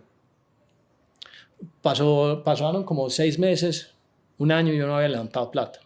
Y vos ya tenías los contactos de los primeros que habías levantado. Sí, pero ninguno de esos me quería recibir, pues, porque había como ruido alrededor de la compañía. Y entonces, pues, sí tomaban las reuniones, pues, porque eran cordiales. Y, sí. O sea, hice todo. Y yo, marica, ¿qué voy a hacer? Me va a tocar irme para otro lado. Cuando de pronto llega a mí y dice, ¿sabes qué? Eso está interesante. Alguien llegó y dijo, yo quiero invertir $500,000. Sí. Entonces yo le hacía memes y le decía, mira, vos sos el león y yo soy la hiena, pero aquí está mi pedacito de carne. Con eso vivimos tal cosa. Sí. Pasaron 6 meses y me le aparecí con 10. ¿Con 10 qué? Millones. ¿Qué levantaste? Levanté, dando vueltas por México, por Colombia, por Brasil, por Argentina, por España, boleando avión, echando cuenta. Sí. Y pasaron 2-3 años y me le aparecí con 100. Hijo de pucha. Dando volteretas. Sí. Y hablando de una huevonada que no tenía ni puta idea. O sea, plant-based, yo no soy vegano, no entendía esa huevonada. Y luego empezó con una que es carne cultivada. Sí. Que es básicamente vos vas a volver a comer pollo, cerdo, res, todo cultivado. Me ajusté el chip, aprendí ese cuento y salí a echar esa pendeja. Descubrí que también me gusta, si la idea es rara, me entretiene mucho. Sí. Y en ese entretenimiento y digamos que con toda la experiencia de toda la otra cosa, digamos que la gente copiaba. Y entonces le levanté pues esa plata, ya pues después de que le había levantado le dije, ¿sabes qué? Bacano el salario, pero pues dame un premio más chévere, pues dame, claro. Mira que si no, un pedazo de la torta, cuando le levanté 10 le dije, ¿sabes qué? O me tratás como un miembro de junta directiva, pues es decir, con un paquete de opciones similar o yo me voy a levantar plata por una startup mía, que era pura mierda, pues porque no tenía ninguna idea, pues venía Tareas Plus 25, pues. Y entonces, pues me dio un paquete de opciones, pues. Sí. Y entonces, pues un tiempo ahí, entonces, luego, eso fue en el 2016. En el 2020 pasa la pandemia y nos encierran a todos en la casa. Sí. Yo no tenía nada para hacer, o sea, tenía que hacer llamadas, hacía 1, 2, 3 llamadas por teléfono, pues el resto del día nada para hacer. Y a mí siempre me ha gustado como el mercado, las acciones, entonces empezaba a invertir.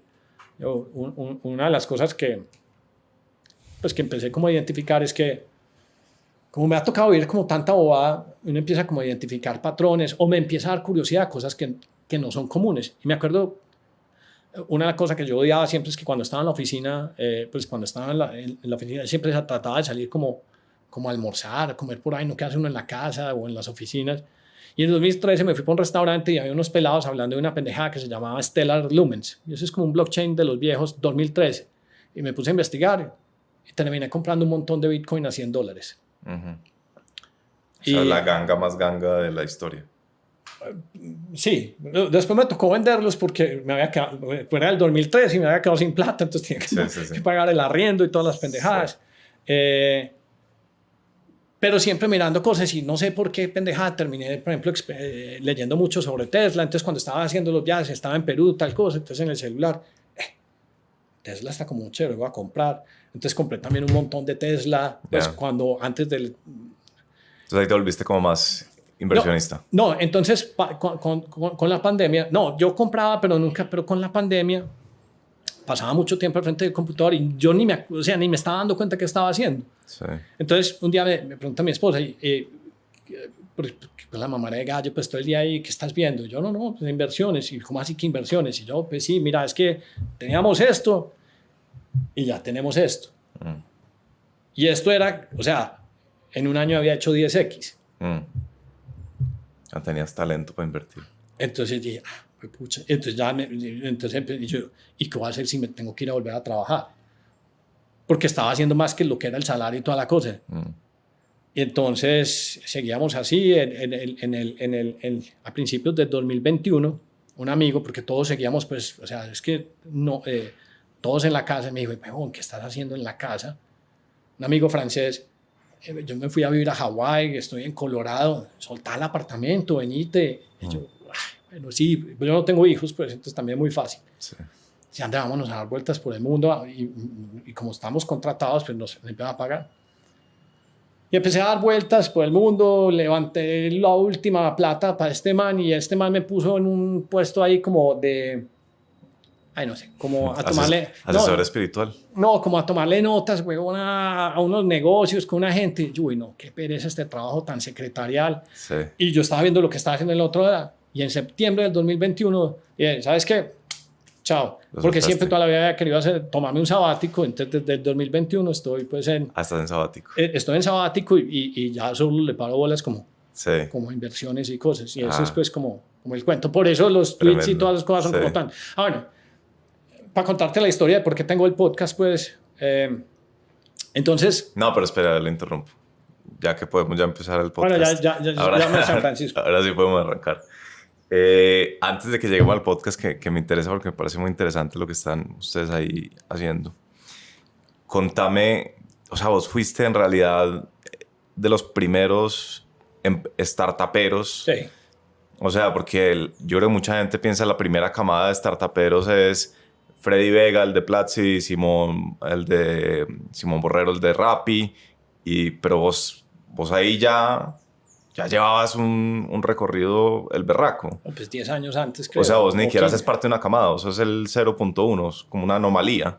Sí. ¿Cómo hiciste para medírtele? Ya me hablaste del coraje, pero ¿Cómo fue ese proceso de estabas en algo en que no tenías referentes cercanos? Pues no había otro colombiano. No, pero porque es muy fácil. Es que todo lo que había aquí para hacer, pues me da pereza. Es que me da físico aburrimiento, pues. Yo siempre, pues, mamo gallo, pues, en la época yo, marica, donde ustedes me vean en un Twigo encorbatado, yo prefiero, me tiro del tercer piso, pues, pues no tengo mal, pero es que me da pereza, me parece... voy a decir algo y esto es lo que sacan, pues me parece intelectualmente poco estimulante. Sí. Pero al mismo tiempo eran como hablando del tema de la frase que a usted gusta, de que uno es el promedio de las 5 personas que lo rodean. Ese era un poco la realidad o el promedio que te dictaba o que vos podías ver en tu momento en la universidad, en el colegio.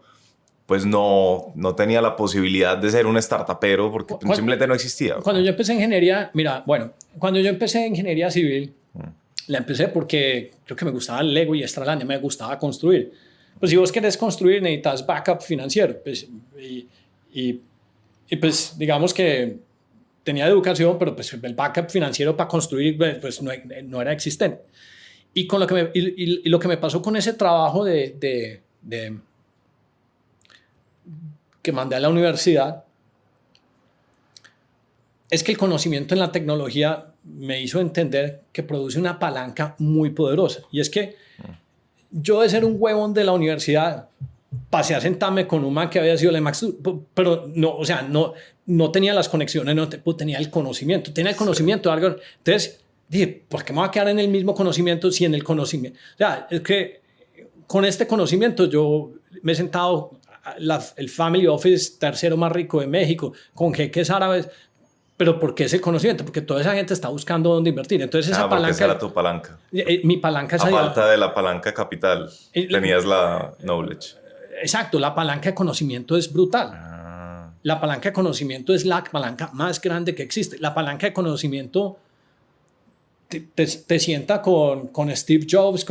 Yo, por ejemplo... Pues yo le he echado pitch a Peter Thiel, le he echado pitch a Zuckerberg con conocimiento, pues de las ideas, pero me han puesto digamos que vos te querés sentar con Zuckerberg, le vas a decir que vendes flores en Colombia. Pues, ¿por qué? Vos llegas y le decís, no, que estás acelerando el poder computacional del AI porque te inventaste yo no sé qué LLM, entonces dice, venga, yo escucho. Entonces, la palanca del conocimiento te da acceso. Entonces fue por eso, pues. Y aquí, esto es chévere, pero el conocimiento, pues...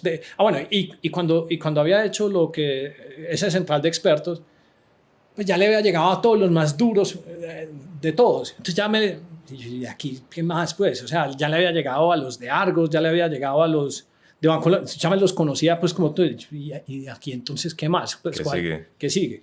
Entonces es más por eso. Ya. Hablaba más de esa idea de los 5 cómo ha sido para vos en diferentes momentos.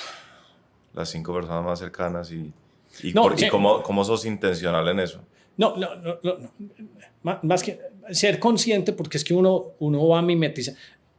Pues, si pasa en la física, ¿cómo no va a pasar en las personas? Que usted puede fusionar 2 metales con temperatura o simplemente déjelos juntos y empiezan a cambiarse pues, los iones, átomos pues, que sean correctos y se fusionan. Deje 2 metales de diferente tipo juntos, déjenlos un tiempo y se fusionan. Eso pasa a nivel físico, eso pasa. Imagínate lo que puede pasar con una persona que es tan permeable a las sensaciones y los pensamientos. Y entonces, por ejemplo, digamos que los amigos que yo tengo tienen unos negocios súper bacanos, pero son unos negocios muy convencionales. Y son unos negocios pues, que me parecen súper chéveres, pero que a mí no me parece que yo deba o quiera participar en ellos. Sí. ¿Sí me entendés? Sí. Entonces uno empieza a buscar y eso sí va pasando. Entonces cuando me voy para Miami, entonces las conexiones se vuelven una.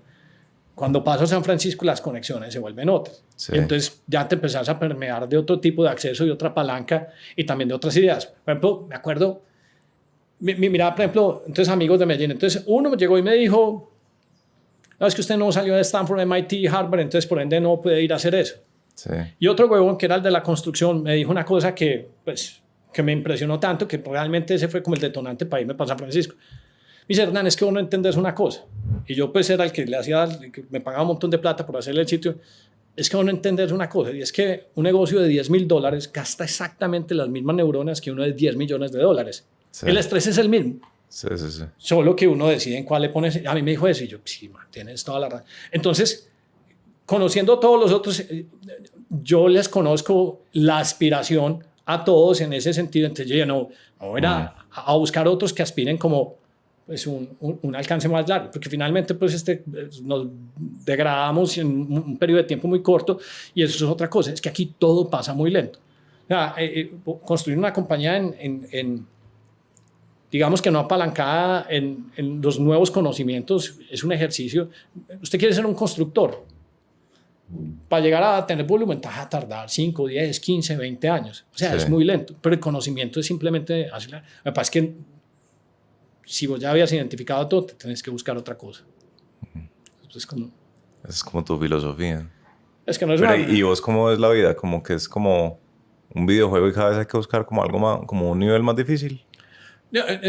No, en este momento, porque como pues ya tengo 48 y no he hecho sino corretear, entonces ya es más un poquito como no disfrutar, más pausa, hacer sí, o sea, todo lo que sea estimulante a nivel intelectual me parece, me da mucha curiosidad. Sí. Pero no ese ejercicio de estar corriendo, porque es que yo no tengo el don de la ubicuidad. Yo no puedo estar a toda hora en todas partes y el día está limitado por 24 horas. Entonces, a mí me gusta despertarme sin despertador. A mí me gusta una cosa que uno va descuidando y es que deja de hacer ejercicio. Entonces hacer ejercicio para poder sacarle más kilometraje, pues, esta biomasa, compartir más tiempo no estar ocupado a toda hora, porque que un día te dicen, hey, mira, tenés esta enfermedad, te vas a ir, o no, disfrutar más. Por eso pues también en lo del sabático, que siempre me lo había soñado, entonces tengo pues la compañera perfecta, o sea, dar vueltas por el mundo y tomarse una botella de vino y no preocuparse en la madrugada. Eso sí, estar como curioso y buscar y leer cosas pues como para entretenerse. ¿Llegaste a conocer a Paul Graham o no? ¿A quién? Paul Graham. No, porque cuando fui a hacer cuando estaba en ese proceso de las aceleradoras... ¿Pero aplicaste a Y Combinator? ¿O no, apliqué a la otra, 500 Startups, la de... ¿Cómo es que se llama este me sigue y todavía me olvidó, pero hay uno, pues, uno gordito con gafitas, pues, Dave McClure. Ok. Pero, pues, o sea, lo que pasa es que el otro, es más, ¿cómo te digo? Hay más hustle en 500 Startups. Es más, me acuerdo que iban a invertir, pero me terminé yendo por los de Texas. Ya. Porque Paul Graham tiene unos ensayos buenísimos. Uno de esos es sobre las ciudades. Y él dice que las ciudades mandan mensajes. Entonces, me acuerdo que decía Boston manda un mensaje como sea intelectual. Silicon Valley es como sea poderoso. Y Nueva York, por ejemplo, es como sea rico. Sí. Vos que has vivido en diferentes ciudades, ¿cuál dirías que es el mensaje de Medellín? ¿Cuál es el mensaje que manda? Lo que pasa es que tengo un mensaje trocado porque, o sea, me fui de Medellín cuando tenía 33 años, entonces ese es como... Mi memoria muscular está más basada en eso. Sí. En este momento me da mucha curiosidad porque están pasando muchas cosas en Medellín, pero no llevo suficiente tiempo como para llegar y decir, o sea, tiene un sexy por ahí. Tiene un sexy por ahí que uno dice, de pronto aquí va a pasar algo chévere, donde pues tan chévere que dije, bueno, vamos a pasar la mitad del año, la vamos a pasar en Medellín porque tiene como un sexy y porque finalmente pues la gente, los amigos entretienen mucho acá y este clima pues después de este clima de acá sí es pues sí es de lo más chévere que hay, pues uno poder salir de camiseta, blue jeans todos los días pues sí es muy bacano pues, pero no, todavía no soy conclusivo sobre qué mensaje está mandando. En este momento es como sexy, diversión, chévere, que me parece muy bacano pues que sea la connotación, que no era la que teníamos antes pues hace de tantos años atrás. Sí. A mí me ha parecido muy interesante lo que hacen ustedes. Y ustedes se estoy metiendo como en la misma canasta de Lucas Gómez, el constructor. Simplemente porque los he visto en cosas juntos y me parece que es como, no sé si es la misma generación o qué, pero pues como, no sé, no, empresarios. Yo soy un poquito más viejo que él, pues, pero Ya. Lucas tiene por ahí 43, 44, creo.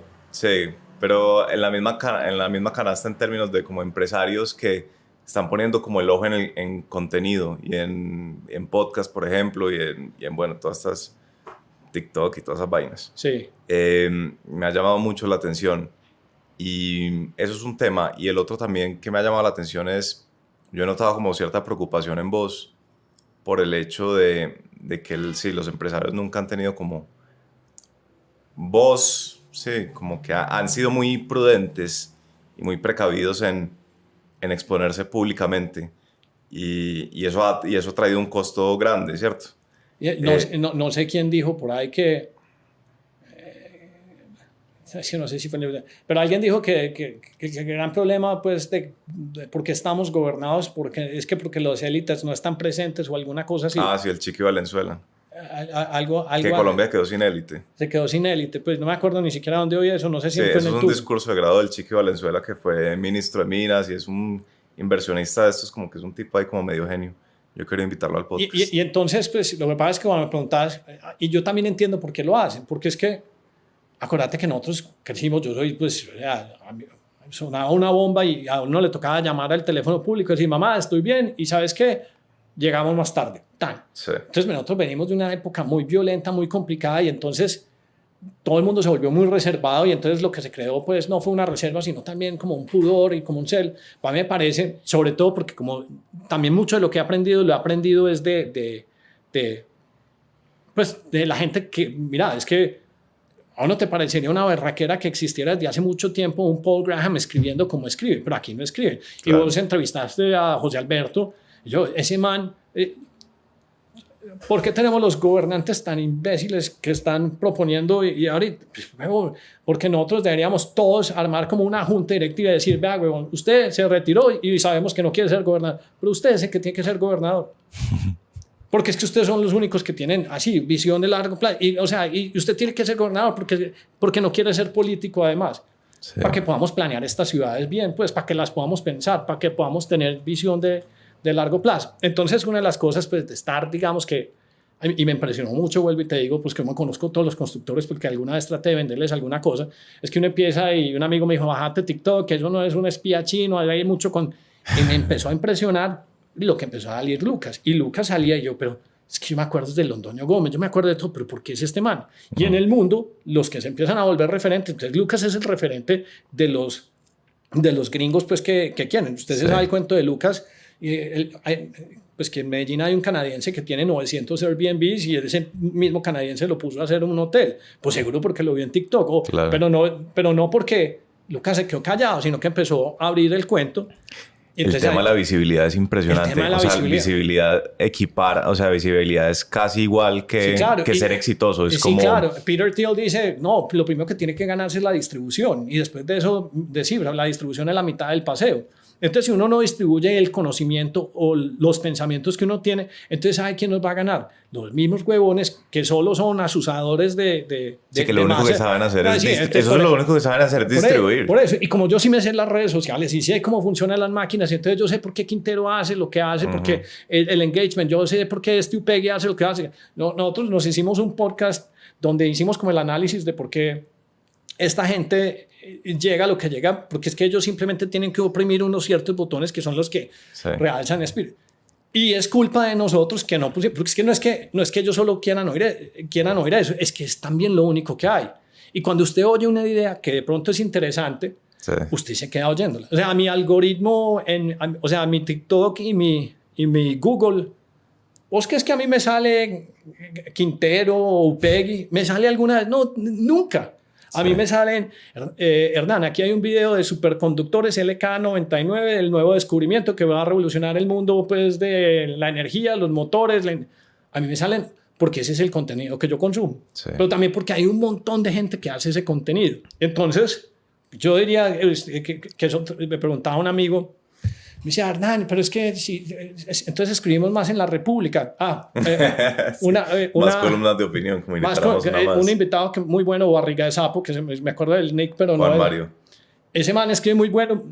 Y alguna vez creo que dijo una columna, hey, mira esto qué tan bueno. Y yo le dije, pero eso es inútil porque eso está en La República, no lo lee nadie. Eso le interesa. Si usted no hace el formato, si usted no lo construye en el medio y en el formato que la gente lo quiere consumir, entonces no vas a tener visibilidad. Y entonces, por eso los que conocen estos medios y son nativos de ellos, nos llevan años luz. Y la otra cosa es que usted no puede llegar y coger a un huevón como Uribe a ponerlo a moler TikTok, porque tampoco va a ser. Porque es que el mensaje, los conocimientos y las ideas están en cohortes como de 20 años. Entonces, man, ya, retírelo y entonces cojamos los nuevos o cojamos los que están por ahí que tienen como mejores mensajes, pues, para... Y eso es lo que yo... Ese es como lo que estoy... ¿Saben qué?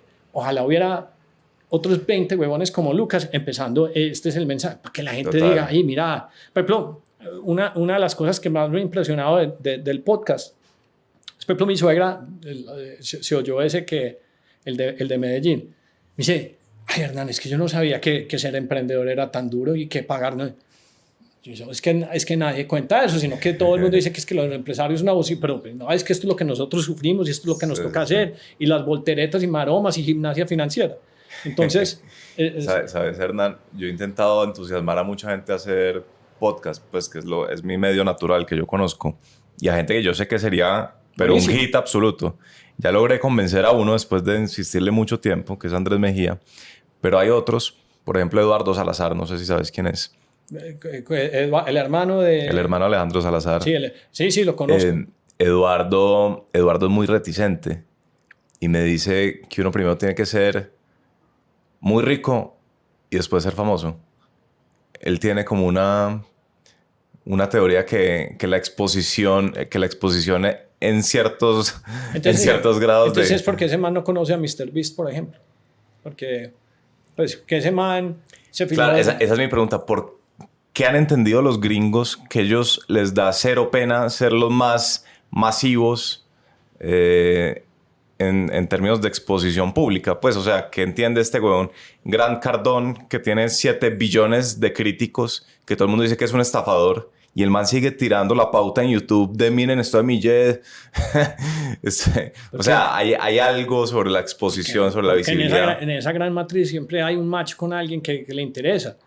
A mí me aparece Grant Cardone y yo sé, pues es puro hustle detrás, pero unas cosas que son... Por ejemplo, has oído a este man Andrew Tate. O sea, sí. Que le han pasado un montón de cosas, pero lo importante no es tomar una posición sobre el mensaje, sino entender la mecánica de qué es lo que está pasando ahí. Sí. O sea, a nivel de algoritmos y distribución de contenido. Sí. Entonces, pues, a mí me parecería muy bueno que Eduardo hiciera contenido. Pero MrBeast, pues, se pasó los primeros 10 años de su vida haciendo videos tontos, filmándose y mirándose cómo seca la pared de... la pintura de la pared. Y hoy ese man es el número uno. Ese man tiene un imperio de $15 billones, vende chocolatinas, hace videos. Un solo video genera 250 millones de views. El Super Bowl genera 30. Sí. O sea, pero empezó... Lo que pasa es que yo creo que la gente también le tiene mucho miedo a los pequeños experimentos. Nosotros, cuando yo llegué, estaba con Ricky Uribe, pues que es con el otro co-host, y hermano, yo no sé si esto va a funcionar, pero es muy la teoría. Pero ustedes saben que si yo les digo que arrancamos, no paramos hasta que llevemos un año. Esto no es un experimento de 3 meses. Hasta que nos hagamos 54 episodios, nadie puede sacar la mano y decir que no. ¿Por qué tenés esa convicción de que tiene que ser largo si el modelo startupero es que el MVP debe ser como sáquelo rápido y después... No, o sea, que hay que hacer el ejercicio, pues hay que salir y batear, pues, y vamos a hacer 54. Lo que pasa es que a nivel de podcast, pues 54, pues que pueden ser 108 horas de contenido, eso es absolutamente nada, sabiendo que en un día se suben como 3 millones de horas, pues, de contenido. Entonces, si yo le voy a poner 100 a 3 millones que suben, eso es nada. Entonces uno tiene que mirarlas y sobarlas y analizarlas para saber si eso tiene, pues, impacto. Y luego entonces hacer el experimento, como te dije, ¿no? Que usemos este software y luego ajustemos este thumbnail. Y eso fue lo que hizo este man. Entonces sí, pues es una... Pero yo le apuesto que debe haber 100,000 personas, o sea, un montón de personas que le debe parecer interesante el conocimiento, pues, de Eduardo. Sin duda, ¿no? Y hay un apetito enorme. Hay apetito. Y estas cosas crecen, pues, o sea, creo que el mercado está empezando aquí en Colombia. Sí, y usted, hay una estadística que puede que la desdibuje, pero ¿vos sabes qué se requiere para llegar a estar en el 1% de los podcasts? No. Pasar de 25 podcasts, o sea, pasar una cosa así, pues. Sí, porque la mayoría mueren en el episodio 2. Pues. Sí. Nosotros, por ejemplo, yo les tengo lista de atención y todo de asistencia al podcast. Entonces, Ricky va en menos del 50%, Lucas se esfuerza mucho, va al 60%, y Darío solo ha faltado a uno, y yo 100%. Sí. Hay que hacer. Eso es clave, esa constancia. Y mañana volvemos y salimos, y mañana tenemos otro podcast y grabamos. Mira, yo desde enero decidí que este podcast lleva 2 años, pero era muy inconstante. Y desde enero decidí que salía todos los miércoles, sagradamente.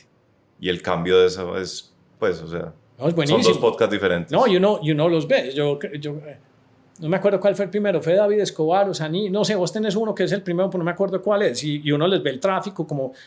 Y yo creo que la otra cosa que es súper interesante es, aunque el tráfico puede que no sea explosivo, el que está suscrito, o sea, el 60% de tu tráfico en un video es los que ya están suscritos, que quiere decir que son los que les gusta. Lo que pasa es que la gente se demora como para contar sobre eso.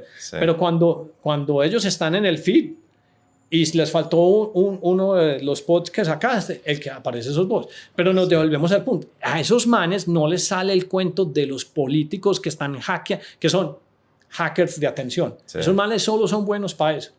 Dígame usted, ¿cuándo le ha oído a esos políticos que yo mencioné cualquier semblante de una idea?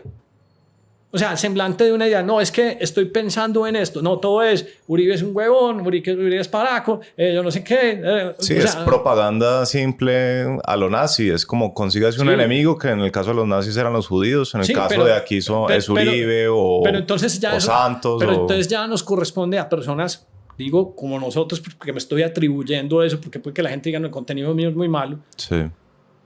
Elevar ese nivel, decir, no, es que hay más gente pensando y haciendo. Bueno, y hay más sectores de la sociedad, no solo hay políticos y periodistas, ¿cierto? Que es como mi tesis. Pues mira, hay emprendedores, pero también hay gente que ha tenido servidores públicos súper valiosos. Sí, claro. Y también hay académicos y también hay, pues hay... Explícame, dame una razón válida por qué José Alberto Vélez no debería estar haciendo un podcast.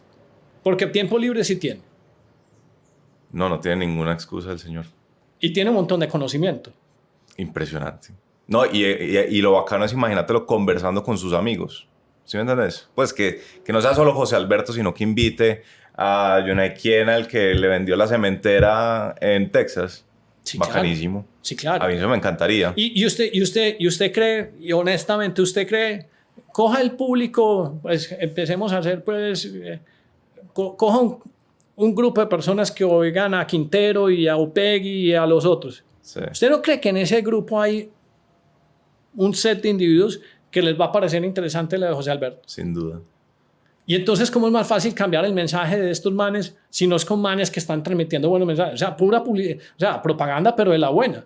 Sí, es guerra de contenido, pero... Guerra de contenido, pero contenido con sustancia versus contenido... Sí, versus propaganda. Versus propaganda. Oiga, entonces el podcast de ustedes se llama 10 AM. Bueno, esa es otra historia. Entonces... Es un all-in. Criollo. Entonces, cuando estaba pues, en la pandemia, sí. Entonces a mí siempre me ha curiosado pues, los negocios digitales y toda la cosa. Y yo dije, me voy a quedar yo con esto solo, pues yo necesito como vomitar. Y entonces empecé a invitar como 3, 4 amigos pues, españoles y colombianos que viven en San Francisco.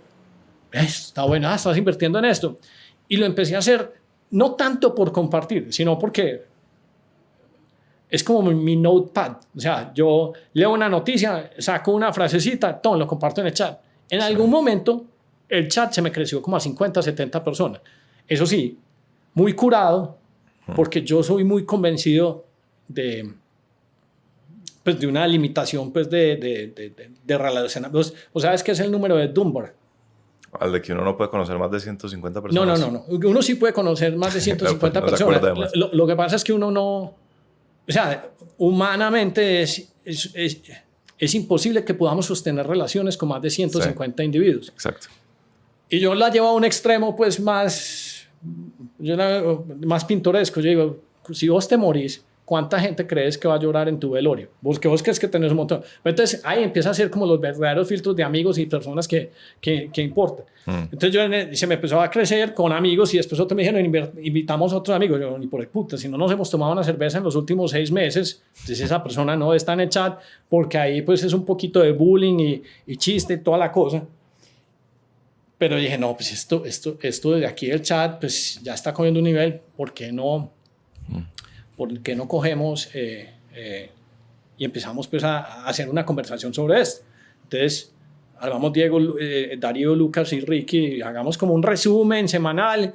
Se nos ha ido mucho como invitados, porque yo dije, no, pues si yo conozco, pues no te parece muy bacano.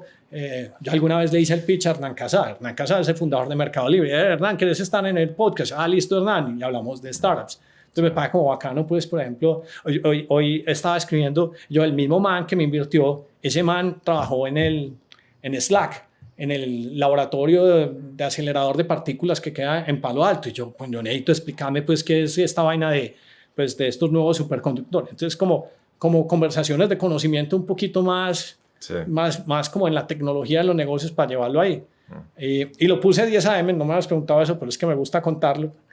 Porque otro de los consejos que me han parecido súper chéveres, mi mamá se volvió a casar y se casó con un tipo que se llama Germán Sánchez. Y Germán Sánchez, pues, cuando estaba en la universidad era muy llave y se ha inventado un montón de compañías, pero un montón de compañías. O sea, se mantiene 93 años y todavía está inventándose compañías. Y me dijo algo así, pues, me dijo, mire, Hernán, un tipo como usted, lo más importante en la vida, usted solo puede trabajar hasta las 10 de la mañana. De ahí para adelante tiene que solo pensar. Porque el retorno suyo va a estar pensando, no trabajando. Qué bueno. Entonces yo dije, 10 AM. Pues todo el mundo cree que es para levantarme tarde, pero es porque me gustó como esa explicación. El 10 AM, bacano. Pero ¿en qué momento deja de ser? Pues porque te vas por podcast y dejas el grupo de WhatsApp. No, el grupo de WhatsApp está. Pero ¿por qué te vas por podcast entonces? No, me gusta, es que pues, yo te digo, me gusta como hacer esa síntesis y porque me obliga como a investigar, a leer. Entonces, por ejemplo, cuando yo hago un resumen, en estos días he compartido mucho Palantir, sí, pero entonces cuando yo voy a hablar en el podcast, entonces lo que ya he leído, pues lo tengo que construir en una historia como para realmente pues convencerme, sí, y poderlo explicar en forma, porque no es fácil, explicar Palantir no es fácil. Sí. Pero yo entiendo Palantir por la historia que te conté de Nutec Solutions, porque Palantir empezó como una solución para capturar el fraude en PayPal y de ahí para adelante pues es una historia muy larga, sí, por ejemplo. Sí. ¿Y escuchas All-In? O sea, ¿tiene alguna inspiración de All-In? Bueno, del All-In a 2... Conta qué es All-In. All-In es el podcast de 2 billonarios y que empezaron a hablar de tecnología y como un resumen de la semana en un formato largo de 2 o 3 horas. A 2 de esos les he hecho pitch. A Chamat le he echado el pitch pues en persona. No le gustó pues como... Pues sí me recibió, pero no le gustó como la idea. Sí. Y entonces... Pues eso no te duele. ¿Qué? No te duele. No me haya gustado. No, nada. Y después volví a escribir para lo de la carne cultivada, no me paró bolas, pues tampoco, pero no, cero estrés con eso. Y entonces, pues, en vez de leer uno titulares de artículos donde todo el mundo tiene una posición, es muy bueno entender en formato extenso cómo la gente empieza a sacar deducciones sobre tecnología, sobre compañías, sobre política. Sí. Yo empecé a oír el All-In y el que más me gustaba es Chamat, pero el que más me gusta ya es David Sachs. ¿Ah, sí? Sí, me gusta mucho como su posición y su visión política y lo que opina, por ejemplo, sobre la guerra de Ucrania. A mí me das una risa como le dice Taleb en Twitter, ¿has visto? Ah, sí. Que Taleb le dice Tecno-Watermelon. Sí, Tecno-Watermelon. Sí, no, Taleb es un tigre. Es un tigre, pero yo entrevisté uno muy bueno que se llama Joe McCann, que es un duro, pues, o sea, que está en cripto, está el creador de Node.js, tuvo oficina aquí en Ruta N, o sea, un man que ha hecho cosas, dice, no, es que la gente inteligente como Taleb también se puede equivocar, entonces Taleb también hay cosas que no las ven y no hay problema, pues, no quiere decir, pues, que Black Swan y Anti-Fragile y todas esas cosas no sean interesantes, pero pues, hay cosas donde me equivoco. Pero entonces, Benny, 10 AM es como, ¿vos crees que sea de actualidad? Porque los he visto hablando sobre historia de los empresarios de Medellín. Hemos hecho, porque hay veces como que nos echamos unos riffs, pues como unos segways ahí, porque estos me dicen, no, pero ¿por qué vamos a hablar de Medellín? Bueno, porque yo soy de Medellín, a mí me gusta Medellín y me pagan una nota a Medellín, y entonces hablemos de Medellín. Sí. Y porque hay cosas que uno va aprendiendo. Entonces, por ejemplo, uno que hicimos, que todas las empresas se formaron al lado de las quebradas de Medellín y todo. Sí, eso fue una nota. Como conocer eso, pues. Sí. A mí se me gustó mucho. Y si uno hace como un análisis de por qué, entonces, ¿por qué pasó esto? Entonces, de pronto sabemos para dónde vamos también. Sí. Entonces, sí, estamos echando como unos bandazos, pues ahí. Está bacano. Tratamos siempre como de anclarlo en tecnología Sí. y negocios, pero hay veces nos echamos unos bandazos, pues, pues, sí, porque esto no es lo que nos gusta. Y porque finalmente, pues, pues, digamos que somos más hinchas de que esta región le vaya como mejor, pues. Sí. Esa es como la idea. Pues a mí me parece que es muy valioso lo que hacen, en parte porque, claro, como uno determina sus posibilidades según lo que ve. Entonces, cuando uno ve a un tipo como vos, que fue en el 90, pues, que desde el 2001 era un entrepreneur, pues... Es que eso es otra cosa que me mama a mí. O sea, pues, yo creo que nunca he dicho, no, es que es culpa del gobierno, es que es culpa del mercado. No, nada, nunca es usted y listo. Uh-huh. Entonces, también, a ver si podemos contar las experiencias propias para quitarle como o desmitificar todos estos cuentos de todas estas personas. Sí. Vos te imaginas qué pasaría. Hay uno que te lo deberías oír, que es el de Comet Sales con Alejandro Pérez.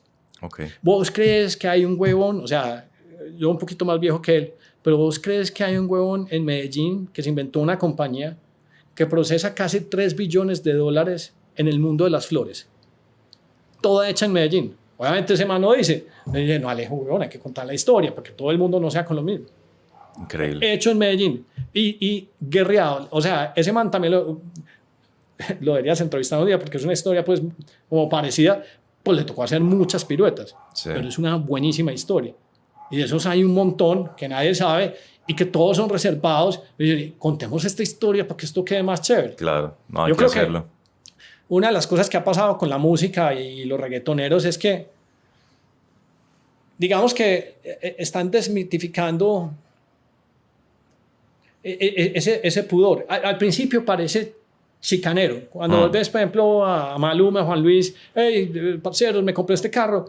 Si vos sos de tal época, vos vas a decir, uy, qué bandera. Pero si vos sos de otra época, hey, qué tan bacano. Entonces quiere decir que sí se puede, ¿sí me entiendes? Sí. Y yo creo que lo mismo tiene que pasar con las ideas y el conocimiento. Hay que empezar a decir, hey, si yo hice esto, vendí esto, me estrellé acá, pero llegué hasta allá. Y entonces la gente dice, ah, se puede. Entonces uno, ¿cómo es más fácil? ¿Cómo es más fácil? No sé, casi que es un experimento pavloviano, pues, ¿cómo es más fácil inducir un comportamiento? Cuando vos decís, hey, todo está malo, todo está en contra tuya, sí. el sistema te oprime, sí, sos una víctima. O cuando sos una víctima, reclama tus derechos, o este lo pudo, vos tenés la inteligencia, venís del mismo, esta es la otra cosa, venimos del mismo caldo de cultivo. Claro. Del mismo caldo de cultivo. Es lo impresionante es uno decir, pues ese man estaba en mi universidad. Del mismo caldo de cultivo. O de manera de mi barrio. Exacto. Y la otra cosa que es bacana de saber esta historia es que si alguien ve la noticia, si alguien ve la portada de Dinero y te ve a vos como el emprendedor que fue a San Francisco, bueno, lo que dijera, va a decir, ese es un golpe de suerte, y nadie se imagina que vos te has tragado 100,000 reuniones, 100,000 visitas comerciales, 100,000 rechazos y que seguiste dándole. Pues a mí eso me ha sorprendido mucho de hoy. Yo te acabo de contar de la historia del chat de 10 AM. Lucas hizo un TikTok de eso, o Instagram. Y el comentario de abajo era un niño rico contándonos cómo salir de la pobreza. Sí. Y yo dije, primero, gracias por lo de niño, pues, porque ya va a cumplir 50. ¿Y usted cómo sabe que yo nací rico? O sea, ¿cómo sabe que no estudié, que no todo bien? Sí. O sea, ¿cómo hace pasar? Y no es problema de esa persona, pero es que es el cuento que le han vendido a través de la ausencia del resto de personas. O sea, no sé, porque acabo de ir a ese podcast tuyo, el de José Alberto. Es culpa de José Alberto.